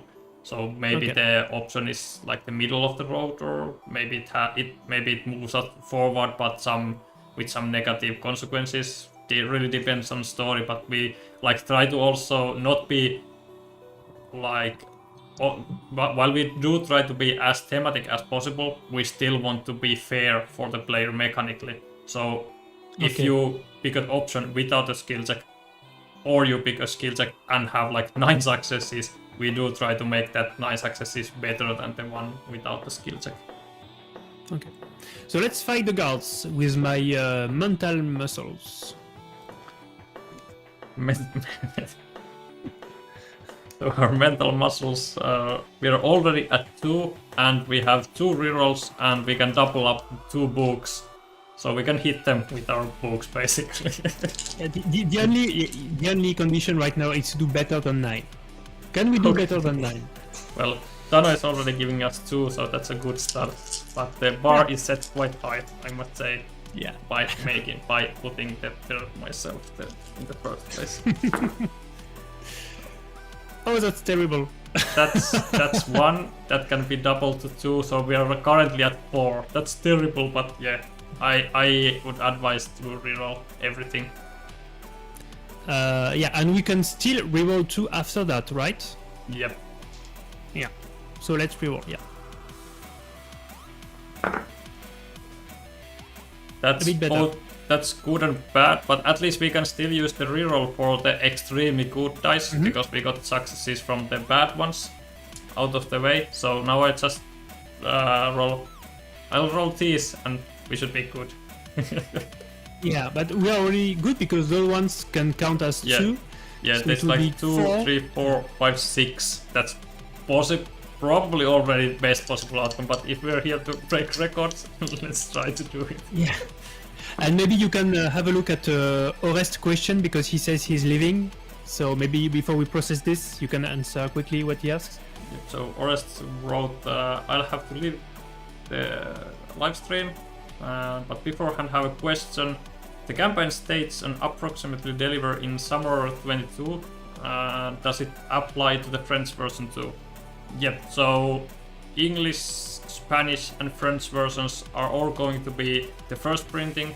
There might be some other languages later on, I don't know quite yet, but those 3 languages will all be in the first printing, and they will be shipped at the relatively the same time. I did roll Et merci Orest d'être passé. 2 more, so 2, 3, 4, 5, 6, 7 and 8. Didn't quite break the record. No, Didn't quite but break it's it. Still should count for something. do it. Yeah. And we did I reuse think our we power need to of beat mind. So I'm going to Yeah, so we return discard this. I'm going to reveal the outcomes, and we got 4 or more. 4 plus. Very good. Bonne soirée Orest, merci d'être passé. You and Zeno swiftly and furiously bring the battle to the crocodile and completely overwhelm her. She cries out and is answered by the wolf guard, oh man, that comes racing around the corner, who you likewise drop with easy. Oh, okay. After taking a speedy second to fill keys and some coins from the defeated guards, more coins, yay! you use said keys to open the back door of the villa. The door gives a terrible squeak from its neglected hinges. You direct Zano to enter first, then follow him in. So we're up to It's 16 gold. Yeah, it would be so cool if we could buy a house, because I'm sure I can almost afford a house now. I believe Orest is just thanking for the stream, and Yeah, maybe watching it later. Yeah, so hello in replay, Orest. Welcome back when you come back. So yeah, more story. So yeah, game 3. Inside of the villa, you notice a light on in the living room. You look to Zano, who nods back. You advance into the doorway and peek in. Before you is a polecat, Nilos. In front of him is a stack of papers, which is trying to eat page by page in a desperate fashion to destroy evidence. Okay, so basically, he heard us, I guess. So I don't have the aroma tags. Yeah, we don't. I don't think have that. We can either knock Nilos down and sneak out carrying him, or we can intimidate Nilos to come with us. And as for our stuff, let's see. knock and sneak, intimidate. Our charm can be used to sneak. Also, spyglass can be used to sneak if we pick that option. So, but it is still charm is based on luck. We can try to sneak with that if we want. And spyglass, the bottom one here, sneaking, we can reroll one die. Not the greatest, but at least we have one perception die that we might try to reroll with this, for example, if we are unlucky. But if we do that, we probably would have to trust in our luck with charm, based on depending on what you want to do. Yeah, I think the safest way to play it is still to intimidate, because we have more colored dice. Don't you think? Because the items we have better dice, but we have no mitigation from our items. Do I have to discard any of these items if I use them? No. No. So I could get at the best 2 successes with the charm. Okay, I will follow your intuition and go I don't with know the... which one is better. Using charm is funnier. Yeah, so let's, it's important that people see everything we can do. So let's go with the charm, so people see how we use items. So we are going to knock Nilos out and sneak out, carry him. Because now I'm a fighter. We are going to knock him out with the books we just fought the other crocodile and their partner. So we're removing all of those and using these ones. And we're looking for these thievery icons. And we hopefully would get at least 2, but we can use our items to help us out. Mm-hmm. Okay, so do you throw the big die after? You can use items and companions and effects at any point. So in this case, for example, usually you want to use charm if you need to, and based on what you rolled with the other dice, because it can actually lose you some successes. So you might not want to use it if you don't have to. Yeah, of course. Yeah. We already got 2 because I'm an excellent roller. So we want to use the spyglasses reroll of 1. We could maybe keep this reroll 1, and then use the charm if needed. Yep, we have this one which has 2 successes, so it's 1 out of 3 basically.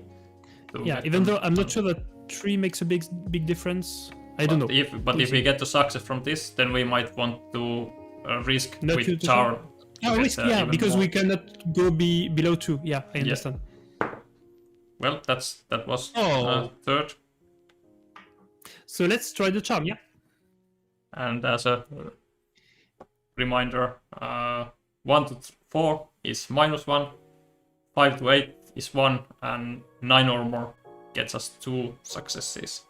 So the only... And in last game, in last game, I once rolled a 12 and once rolled a 10. So that's for being so horrible. But it's also my excuse for using my luck in the previous game. That's 3. So that's -1. So we're basically back at 2. We tried. We tried. You didn't try hard enough, but... so 2 to 4. So even if we had... we would have needed... if I had rolled 9, 10, 11 or 12, that would have get us 2 successes. We would have moved up to 5. But we're at 2 and between 2 and 4. Sneaking up at Nilos, you loudly bonk him over the head and knock him out. As you go to collect the papers, you hear guards calling out in the distance.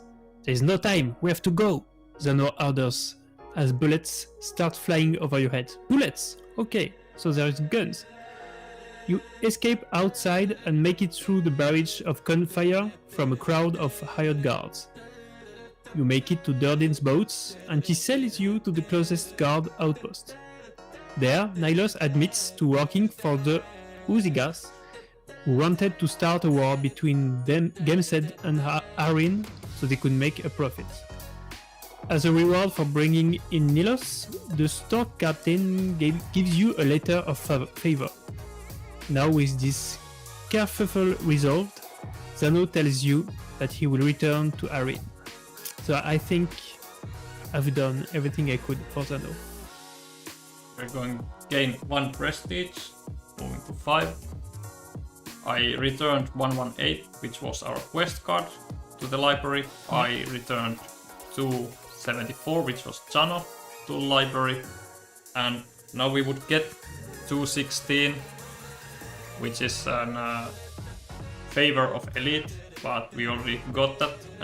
This is something that I also explained in the previous stream, that we are still tweaking on how many chances you get to use these favors and how often you get them, as currently we are giving them out a little bit too often compared to how many chances you get to use them. So it should be more rare in the final game to gain another favor of elite before you got a chance to use it. Yeah, because it's frustrating to have a reward you already have, I guess. You want the trust of a person of high influence. Showing the letter to the correct person at the right time can make things a lot easier for you. Make it count. So I cannot have 2 of those, or can I? Yeah, you can only have 1 of each different status, and if you get a new one that you already have, you basically refresh the previous one you had, but there's nothing here to refresh. But let's say that it has a timer for some reason. The timer would get refreshed if you get a new one that's the same one. And partner would gain 1 prestige, and going to move card 190 and shuffle it into the event deck. So there's would be new event card shuffled into the event deck. I'm not even sure what that was, but something. A new card got added there. And that's the end of scene. Moving to Sunday. Same here, which means that the hot air balloon will continue its way to Meratu. And now we have 1, 2, 3, 3 more rounds to go. Yes, and there's one quest that is at the very end of the world. One of those I had at the beginning. We have one that's here at Arhin, and then we have one which is here, 1 space south of Meratu. So I will have a hard time completing any more quests because it will take me 2 turns to get there. You have 3 turns, so you could do 1 turn here, second here, and last turn over here if you want to resolve both of these. Try to resolve, yeah. I think we can do that. Yeah, yeah, we could do that. So do you move here? There's also you could move to Hesembi, and there's this might be wink wink nudge nudge some way to move faster between some of the locations by visiting either the docks, the market, mines, or the theater. No idea which one would make most sense, but yeah, okay. So if I visited the docks, I would go. Yeah, but I would save 1 turn. Would I? No, not even, because you would basically be able to possibly resolve them in a different order if you want. Like first going to first go to. But in this case, there's like you could imagine that you can go even further away, just a way like a fast travel, so to speak. Okay, thank you, Tonza, for sticking with us and our luck. Kiitos, kun pystyt olemaan täällä. Nähdään ensi kerralla. So if I could go to, because the quest in Arhin, is it part 1 or part 2? Both of these are part 1. And okay. I'm not sure if we ever like read this side of the growing pains, the one that we got from Teshun. I escaped from a wicked maize farm owners. The food was bad and they beat us and we were held in chains. I was lucky to get away. They'll take me back to the farm if I speak to city guards. You must help me. Free my friends and punish the evil farmers. Signed by Guldia the long-tailed duck orphan. And now we can visit, visit the farm over here. Okay, clearly I have no skill to do that. Can we? Do you think we could go? We could do maybe one last poll so people choose which quest I should focus on the last part of this game. Sure, let's do it. Which quest? I have no idea of the view count. I don't see it, so you will know if it's relevant or not. Showing like 7 at times, so should be enough. Okay. To vote. Enough voters, yes. So let's. The first is like the farm south of Meratu, and the other one is Snitch. Snitch at Arhin. Remember that I have no physical skills, and I used all my all brain powers have been used. My brain is exhausted right now. So, can I vote? No, I cannot vote. It's not fair. So there's now a poll, and you can decide if you would like to first see. If we have time, we might do both, but if we don't, which one we should do first? The farm south of Meratu with the children, the maize farm, or the Snitch in Arhin. And you can vote in the poll in the YouTube chat. So while the vote, we can decide that whatever is the outcome, I can go to the docks, and I can go to both cities through the docks, right? So I could go there anyway while the people vote. Yep. So let's go here, and the docks is number 13.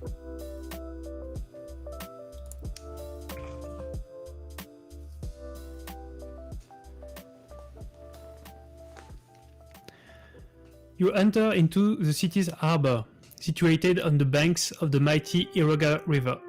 A ferry touches down, discarding tourists and merchants. You also see the floating town, a collection of buildings that SMB is famously known for. An ocelot is shooting dice on a table at the docks, maybe it's you, calling out gambling challenges to anyone passing by. If you wish to leave SMB by boat, you could look for whoever is responsible for the booking passage on ships anchored there. So there are 3 votes. Do we have time to? Yeah, maybe because we've been like live for almost 2 hours. Maybe quickly we play dice so I can spend a little money. Then you might not be able to use a boat. Oh, you cannot take the boat if you. Okay. Yeah, because usually they are as told. You do one thing and then you can't do the other afterwards. Okay, so I will find the one responsible for ship traffic. Dodging past stiff doors, unloading trade cogs and lines of passengers boarding ships, you make it to the harbor's master's office. There, you ask about booking passage out of the city. You are directed to an office belonging to a desert rain frog by the name of Temelku, who is pleased to make your acquaintance. What can I do for you there, my fellow folk? She asks in a high-pitched voice. I didn't do the high pitch, but... While both of you give an introductory shake. You explain to Temelku that you want to book passage out of SMB. I can arrange you a private boat to take you wherever you want to go. Or you can catch a cheaper ride on one of the bigger ships leaving today. As you consider your options, Temelku recalls something and tells you that there is another option. If you are looking for a free ride, I can put you to work at the docks. I'm short on help today and I have barrels that need opening. I am not working anymore in my life because I am rich, so... But we do have the population. Oh yeah, we do have this. So we're going to answer yes in this one. Taking out your letter of favor, you show it to Temelku, and the frog nearly jumps while reading it. Seems folk think mighty highly about you. I believe I might be able to book you in a luxury cabin on a ship leaving port soon. It is heading to Arin and Richten, but it will stop at any pier you want them to that is along the way. So the give letter is shining. Yep, it's a special option, and the shine is a mark that it would usually not be available, but because you answered yes to the previous tag question, we now know that we have this special option available for us because we had the populace tag. Okay. What is Force Barrels Open? Even if I won't pick it, but what does it refer to? Where Temelku says that there's another option. If you're looking for a free ride, I can put you to work at the docks. I am short on help today and have barrels that need opening. Oh, yeah, okay. So, which you said that you're never going to work anymore. You have so much money. No, I'm just going. I'm not even giving. I'm throwing the letter to Temelku. Like, take this, peasant. So I give the letter. All right. After passing the letter over to Temelku, the frog takes you to a ship and it introduces you to its captain, crew, and chief. She boasts of your exploits covered in the letter, and the sailor treats you with respect and fondness. The frog waves you off as you depart from the port. From your cabin, you enjoy a beautiful view and are graced with meals that can only be described as gastronomic perfection. Basking in these luxuries over the duration of the voyage renews your spirits and fills you with a fresh wave of energy. So I didn't even spend a coin. When you're rich, you don't even spend your money anymore. When you have favors, you can just throw at people. Yeah. Take that. So what did the chat vote? They voted for the farm next south of Merato.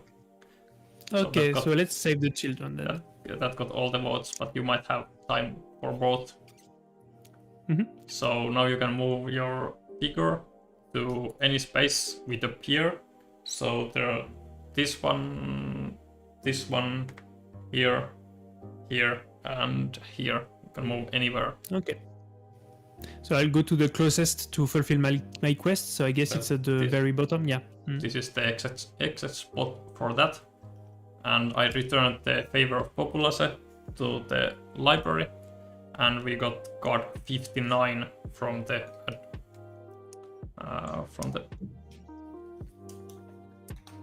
library, which is our fresh wave of energy from eating the gastronomical perfections, which is our vigorous status. And when traveling, we may discard this to gain +1 movement, and if we have ever got an exhausted status, we would discard this to return it to the library, so we can't be vigorous and exhausted at the same time. And we can also, if we force, intimidate, or run, we can discard this to get 1 success. Yeah, and I like to intimidate, yeah. Okay. And that's the end of scene. Moving to Monday. Same here, and we can look above us and see the balloon going over our heads. You can wave at the balloon. And I take that you now want to take here the growing pains. I obey the chat. Yeah. So we're going to visit the farm and take the scene 293.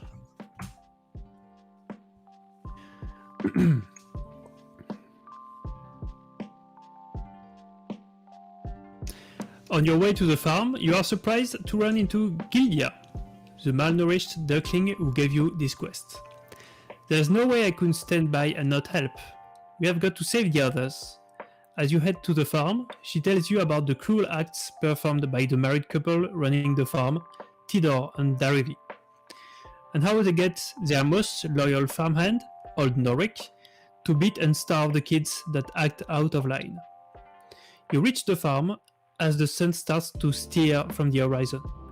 You can see the farmer's home next to the various barns and granaries, along with the stable the kids are being kept in. You could try to press with the farmers or go free the children. I think I'm going to go to the farmer's house to intimidate them. Because that's my stuff, you know? Vigorous. Yeah. So let's go to the farmer's house. You head to the house and rap on the door. A polecat couple answers, whose curious faces morph to anger when they see Galzyr. You are in big trouble, Missy. The wife directly growls. You tell the couple that you want them to treat the kids better. Theodore gives you a threatening look, and when you do not budge, says to his wife, Tarivi, fetch me my blunderbuss. She opens the door next to the entrance, exposing a room filled with survival supplies and firearms. Oh my, he doesn't respect the power of the mind. We are asked if we have Curious tag. Our new Vigorous has Restless and Upbeat, but we don't have Curious tag. Okay. Intimidate! Yay! Intimidate! We can intimidate the farmers to release the kids, or we can outwit the farmers, which would also Isn't be it more kind of interesting like for me to outwit? That would also be like our strong suit. Yeah, both look interesting. I don't have all the mass in my head right now. Maybe you know better than I do. So for Intimidate we can use our Vigorous, and we would use all our dice. For Outwitting we would use one die less, but like 2 primary ones, and we have 2 rerolls and some of the double ones. We can double with the Pocket Encyclopedia. So it's better, I think. And we do it for the kids. And if we don't use Vigorous, maybe we can use it for the Snitch, or possibly it can also, if we don't use it at all, it would be saved for our save slot, and we would be able to use it our next game. Yeah. So I think it's better to try to outwit. And there you go again. Again, trying to do some new records. I don't think we can get quite as many now because we don't have Chano with us, who gave us like 2 last time. But it should still be good. 2 would be enough. That's one. That's one. Oh. I guess we want to. I guess we want to reroll everything. Yeah.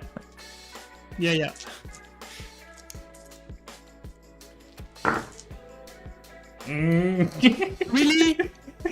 That's nothing. That is how it's going to end. But we still have the two rerolls from the encyclopedia. So let's reroll the 2 greens. Do it for the kids. It's not for me. I'll show how it's possible to roll nothing with this. I do remind that we already had 2 with the first roll, because we could have doubled the 1 that we got, but I would have rerolled that as well. Yeah. Oh, I just it was a cliffhanger. I just wanted to keep you excited. Nailed it. Yeah, it's just for the clutch moment. Yeah, so this is 4 and this is 2, so we're at 6. No worries. He got this. He's a professional. He knows professional how to die roller, professional gambler. So we got 4+. I just wanted to also make it exciting for everyone. You falsely tell them that you saw many children on the edge of the property talking to a nearby guard patrol about abuse. Theodore nearly faints, but his wife grabs hold of him. Our luck, a patrol will be by here the night they escape. We must get them back. Okay, so I read it oddly. Sorry, because I read it but I didn't understand the sentence. Our luck, a patrol will be there the night they escape. Okay, it's like bad luck. We must get them back. They hastily rush past you, leaving the keyring behind for you to scoop up. you and Gildia use the time you have bought yourself with this trick to get to the stable. Okay, so we trick them. At least your spinner appreciates my bad rolling, calculatedly bad rolling. Yeah. Yeah, it's been a roller coaster today. Getting to the stable, Gildia gestures for you to look through one of its barred windows. Spying in, you see many children sleeping in the soiled hay with the animals. They wake and they swell with excitement at the prospect of being rescued. A padlock seals the lone entrance to the stable, aside from a hatch on its roof. With the keys you stole, the lock will be easy to get off. Shouts rise from elsewhere on the property. Seems Tidor and Davy are headed this way. Unlock or climb? I think we are going to unlock because climb is more risky. Our charm can be used for climbing. Is for climbing? Okay, so maybe climbing then. Unlocking Let's try to climb. easier, but yep. I mean that. We still have 2 green, so Yeah. Climbing? Climb? yeah. Let's try the climbing. I see that Sir Spinner is still following the die rolls with a lot of attention, so I don't want to disappoint him. More clutch moments, please. Which means I intentionally have to fail this first roll. So it seems that we beat the record of the longest stream today, you and I. It might be. C'est parce qu'on a beaucoup parlé au début et qu'on débat beaucoup des jets à faire, je crois. Mais merci Ray en tout cas d'être toujours là avec nous. J'espère que tu t'arrives à peu près à suivre avec mon accent en bois. So, Perfect. Nothing. Perfect. As long as I stop watching you, you do only bad rolls. So now, Please focus. as we are, I focus. I intentionally threw 0 just to get us rolling. Yeah, that's right. You focus when you want. That's nothing. Nothing. Okay. Nothing. So but the charm could save us. It could give us 2. It's unlikely, but maybe all of this is intentional. Let's like previous time, yeah. We would like to get 9 or more to get 2 successes by trusting in our luck. Oh, that's an upside down 9, so it's a 6. We got only 1. Okay, so maybe this is like our first fail of the game. Yeah, it looks like a fail. Yeah. So we are 0 to 1. 0-1. It takes longer than you can afford to climb up onto the stable, and once there, you undo the bolt that locks the hatch and helps several children up the roof and get them jump down on the ground. At least we did that. Tidor and Ivy, with a group of loyal farmhands in tow, arrive on the scene and capture you. Oh, thankfully, Gildia and the few freed children escape. A few, we didn't save everyone. To compensate for their lost workers, the Polket couple attaches a ball unchained to your leg and make you work all night long. Insultingly, they pay you a single gold, so legally it does not constitute slavery. But I don't want gold. I could buy your house. But you reflect that even a few children saved is still a monumental victory. And you have done a good deed. Kind of. We got 1 so prestige. 1 prestige, 1 gold. 1 gold, we're up to 17. 20 is the maximum, so should try to spend it sometime. Nobody wants my money. Return, where's the, below here. 146 in the library. And we get card number 52, then some partner stuff, and going to move 104 to the quest slot. And that's end of scene. And here's our 52 ball and chain. Nice. Cumbersome and restricted tags. And at the settlement and not in a scene, we may spend 5 to discard this if we want to. if we don't, as long as we have this, if we try to sneak, fight, climb, or run, we get -1 success. But at the end of the game, this would still be discarded. Meaning we worked all night and they didn't take off the balloon chain after we worked for them. Yeah, Like they just left it with us as a nice memento, along with the So one gold coin. I can spend money. If you want to Finally. go. Yeah, I will spend the money. So To moving discard to this. Tuesday, so this moves Okay. to Rienstum, and I guess you want to move there. Yeah. So I will pay to discard. I think it doesn't count as an action, and at least I spend Yep. some money. Yeah, So these are the 2 last turns, guys. So if you stick with us all along, it's almost this is the almost done. last turn, because after this. Oh, it's the we're last? going to I think move- it was. Yeah, because we're Okay, so moving last turn. there, but we can still do the snitch part 1. Yeah, I was very interested in this one, but it was poorly located, so I couldn't. Yeah, well, do we did make before. it here. Let's just hope it doesn't leave us in a too bad of a cliffhanger. We can now go meet Rasuma, the yellow-tailed rat tally clerk, at the docks, and he will snitch probably one of the underworld crooks for us.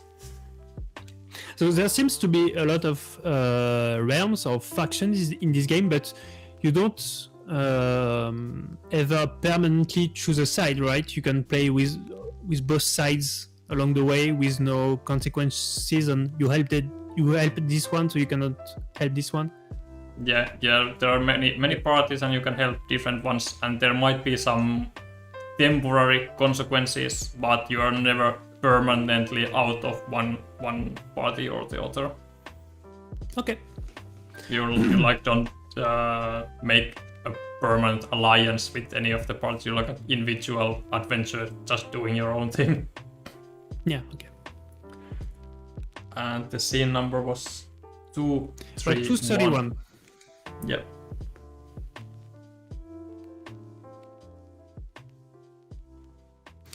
Worming your way through the crowded and busy docks at Arin, you find Razuma easily enough by asking Dock Hands. When you meet him, he's taking tallies of incoming cargoes. There is a rat, Nettie, who hangs out at the Sinking Sorrow. If you capture her and take her to the authorities, you will be doing society a favor. Before leaving, he tells you what she looks like, but warns you she might be in disguise. Heading to the Sinking Sorrow, a filthy dive, you are greeted by a honey badger barkeep. You tell her that you are looking for a rat by the name of Nettie. Giving you a curious but guarded look, the honey badger nods. Nettie, eh? I might not the lass, but anything I have to share would be costly. Oh, we can Turns spend out- gold. We can spend gold. I have money! So I'm going to pay 5 with a big smile because it implies you don't throw any die. We are down to 7. And there is not even another guest that can, enjoy the coins that are left, so I have to spend everything. Accepting your payment with a sly smile, the honey badger pours your drink and subtly gestures to an empty table. Nettie will not be here for a short. Nettie will not be here for a short while. Find a seat over there and wait. When she enters, I will give you the single. And after some time spent waiting and working on your drink, you get such a signal when a disguised figure enters through into the bar. You decide to approach Nettie's table. When you come to her table, she bears pointed teeth at you. Got a problem? Trying to hold an air of strength, you tell Nettie that she's coming with you, but how difficult it will be, it's up to her. That's intimidating. You reckon that, eh? Her paws drift to a holster at her waist and she stands up. All eyes in the room shift to you and Nettie. Looks like she's going to need some convincing to come with you. Let's intimidate! One last time. One last intimidate. So, removing those. Our heroes, our dice pool, so rolling all dice we have. Again, starting low, so we have the roller coaster. So Starting strong. that's nothing. I don't want to break my habit. No, of course. You see? That's better. That's Yeah. 2, so that would be enough. And you can spend Vigorous to get the third success if wanted. Okay, I would not if in a real game, because I would rather keep it for next game. But considering all will be lost at the end, let's try to spend it. Yeah, and usually you want to use it to get the minimum success, because then you know that it actually does something. But we never know what's the threshold for the best possible outcome, so we don't even know if this helps right now. But as this is the last demo during this Gamefound, let's spend it to get 1 success more, so we're at 3. Sometimes I have seen people spending them to try to get the best outcome, especially if it gets you like a second or third extra success. Sometimes it might even help here, we'll see. Yeah, it was like now it was one off, so it didn't make a difference. Yeah. Okay, no regret. A battle of wills unfolds as your steel gazes clash. Nettie is tough, but after a while, she pulls her paw away from the altar. Fine, she bitterly whispers. I give. I will come quietly without a fuss. The other patrons are stunned by her surrendering. They are amazed. Quiet is soon replaced with laughter at her for giving up without a fight. With a round of chortling spent, the crowd returns to their drinks. They don't even admire me, they just laugh at her. It's sad. You tell her that you heard she was a criminal and you will be turning her into the authorities. She admits to you that she is part of a gang that is responsible for much of the crime in Arid. But how do you know who I am? When you tell her that Razuma I hired you, her face contorts with hate, baring her teeth. Razuma, that filth. You want to know who the criminal was throwing in jail? He is. He used to be part of our gang and has done a lot worse than the rest of us. Look, if you bring him in with me, I will make it worth your while. Let's have a sparkling rat finish. I will. Let's have an outstanding finish and put everyone to jail. So make Razuma pay for his crimes. Agreeing to Nettie's offer, you escort her to the docks, where Razuma nearly faints when he sees you together. You were supposed to take her to the jail, not here. Razuma nervously chimes. Nettie gives him a poisonous grin. Oh, we are going there, Ras. Just after you come with us. Seems fair that everyone should pay for their crimes. Razuma crumples to the ground and begins to weep as you drag him to the jail, which, before turning both rats into the authorities, Nettie hands you some gold as promised. More gold! Yay! You just can't help but gather gold. Yes! Gold magnet. 1 prestige to 7. And 5 gold. Back to 12. Just can't help it.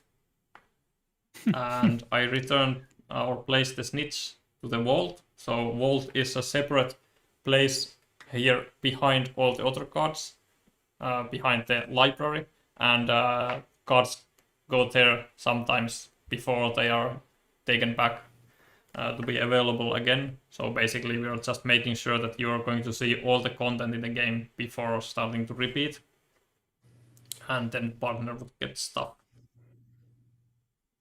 Moving to Tuesday, which will here activate these two. Well, hot air balloon will move, and then we are going to have the final scene from this harmony card, the gathering scene number 200, to end our game. Mm-hmm.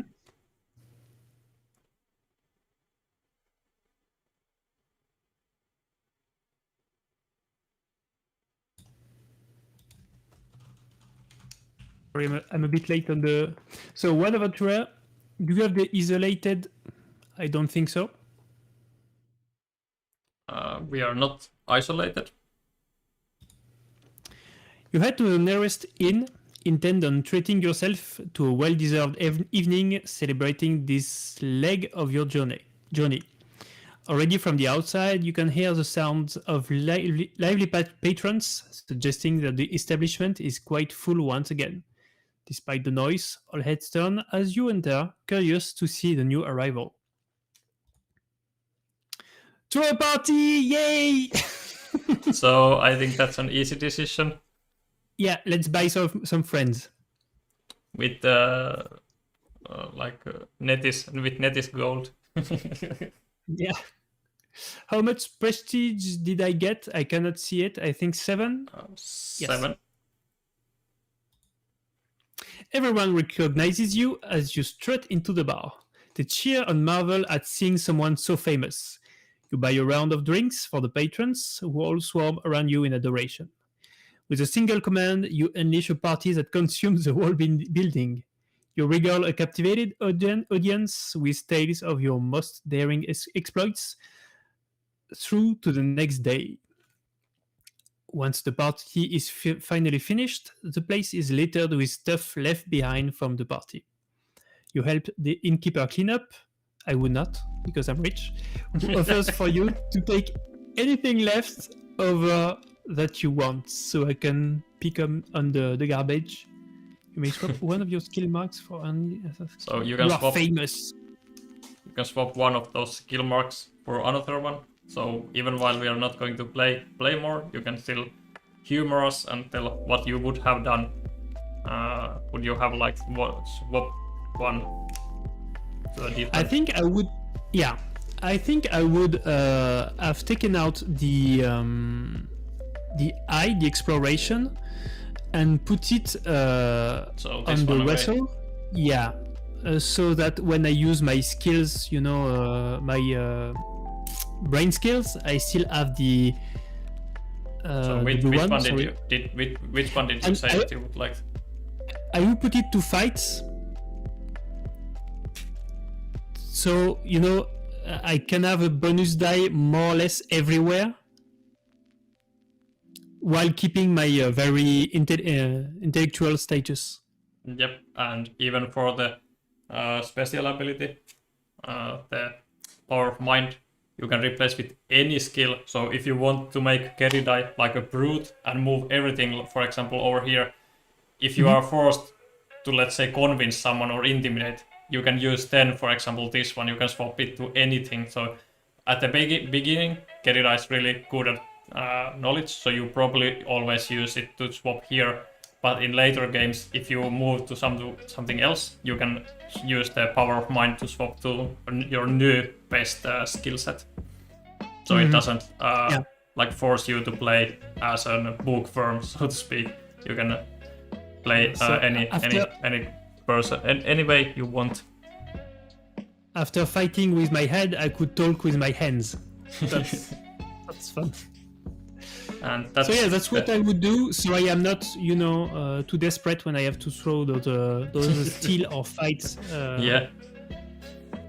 And that was end of game. And last thing that we would do is to save up everything. So basically, we do all these save effects. For example, here on the adventure board, we take the card number 0 from the library, which is our special ability. So we get that back. And another save thing. For example, here we have the hot air balloon, which simply says to discard. So we are going to remove this local status card, return it to the library. And then we have 2 save effects here. Firstly, the month card says to replace it with card number 12. So the next month. yep, so November would advance to December. And then the final one is this Olamide's Business, which says that if this card was in play from the start of the game, discard, but it wasn't. We got it into the play during the game, so this will be saved, and only in the next game it will be returned back to the library. And now we take all cards in our possession, so those ones, put them into our own save slot, and everything else, including the cards on the game board, notice board quests, or the local global status cards, and the event deck, place all of those in the global save slot, and then we're basically ready with the saving, and the next game would continue where we left off. Yep. And that was hell of a ride. Yeah, we had some adventures with the Games at Crown Prince channel, and had some fun flying with the hot air balloon as well. Yes, I was very curious to play a full game because you showed me like one turn, and I did not realize how many things there were to do, how many you didn't have enough time to do. That would draw you to play more. So what are your new first impressions after one full game? That there's a lot of frustration, but the good one, like I cannot do this quest and this thing, but hopefully next time or the time after I will be able to circle back and do what I couldn't do before. So I think it's pretty addictive. Trying to be like an open world with like full shelf full of candy, and you can't eat everything at once. You have to visit and slowly churn through all of them. It intentionally leaves you so many like small cliffhangers and things that you would like to see how they would pan out in the next game. Yeah, and I forgot my point, but and as I expected from Dale of Merchants, there's a lot of humor. It's really funny. It's sometimes silly, and I like it a lot. You feel like you are in the same universe than Dale of Merchants. So I'm from day one, I'm a buyer anyway. Even though the games are like entirely different, one is a deck building game, which is quite mechanical in a sense, and this is like full on story. It's fun to hear that you feel like they still belong in the same universe, even though they are mechanically just like nothing in common between the games. Yeah, but it feels like you could almost like stop in a city, go to the market event, and the market event would say play a game of Dale of Merchants, and then you resume your Galzyr. Don't spoil it. That would be cool. And I would like to be able to buy a house that is for the people really rich. You know, a small tile that would be your house in the city, and then I can put all my riches, have a garden and bodyguards. No, really, it's a very fun experience, and I had no issue taking a game that was done by someone else before, like with a bit of context that would be given by the player who owns the game. Everybody can join and live, so that's really, really cool. Yeah, it's one of the hardest things with campaign games is usually just to get the game to the table, because we played with these ones, how do we now continue? The campaign is like in middle of the sessions, and I really wanted this to be really easy to get on the table. So basically you have 4 save slots. You can have one for different friends, and even some friends can share a save slot, but of course it's even more fun if you have your own adventure. And if you can't join a game, no one plays your character, and when you get to play the game again, you are going to continue where you left off previously. Mm-hmm. Yeah, so I mean, definitely, and I think it's the kind of game you can be binging, like you play with your friends leave, and you play another one for yourself because you want to go ahead with what you were planning, and That's I'm really great. sold. Thanks for joining, Antho, and wrote something in French if you want to reply to them. Not sure, but Oh yeah, thank you Anthony, merci Anthony d'être venu. Donc oui, moi aussi il me manquait une partie pour bien visualiser quelque part, même si j'avais une bonne idée de ce qui se passait. Là j'ai vraiment l'image, la big picture quoi. Donc du coup je pense que tu peux backer avec moi parce que c'est un jeu qui me semble vraiment convaincant et vraiment dans ta comment dire, dans la veine de ce que tu peux aimer. So yeah, Anthony is saying that he just needed to see a full game to realize what the game was. And thank you everyone who stuck with us and our changing luck during more than 2 hours. Yeah, in the end, it turned out quite nice. I don't think we had too many failures because of my rolling. And yeah, we do need those 200k unlocked because the last stretch goals are enrich the game even more. So of course we need them. So let's go, guys. Yep. Again, thanks for which way I point? This way. Thanks for Adrian from Nixx YouTube channel for joining for the gameplay, and there's a link in the description for his YouTube channel. Especially if you are French-speaking watcher, I really recommend checking it out. Otherwise, it might not make too much sense. But I think we had there's a French review on Galzyr on my channel. Go ahead, and there's a link in the description. And thank you very much for and thank you very much for having me because even on a personal level, I was very very curious to play the game, and I feel privileged to have been able to play a full game. Yeah, it was nice to have you here as well to continue the fun journey we had with all the different people. Some were content creators, some were like people on the team creating the game. So we had quite a wide variety of different people joining for the live stream. So it was nice to have someone from France as well. Thank you very much. Et merci à tous les Français qui sont venus, qui sont passés, qui regardent peut-être en replay aussi. Merci d'être passé, de nous soutenir ou nous regarder. Thanks for everyone for joining the stream, and I'm not sure when I'm going to do the next one, as this will mark the final live stream during the Gamefound project, but you can subscribe to the channel to get notified when I schedule some new live streams or upload some like drawing time lapses and things of that nature. So, thanks for joining, and see you next time. Goodbye, Bye. everyone.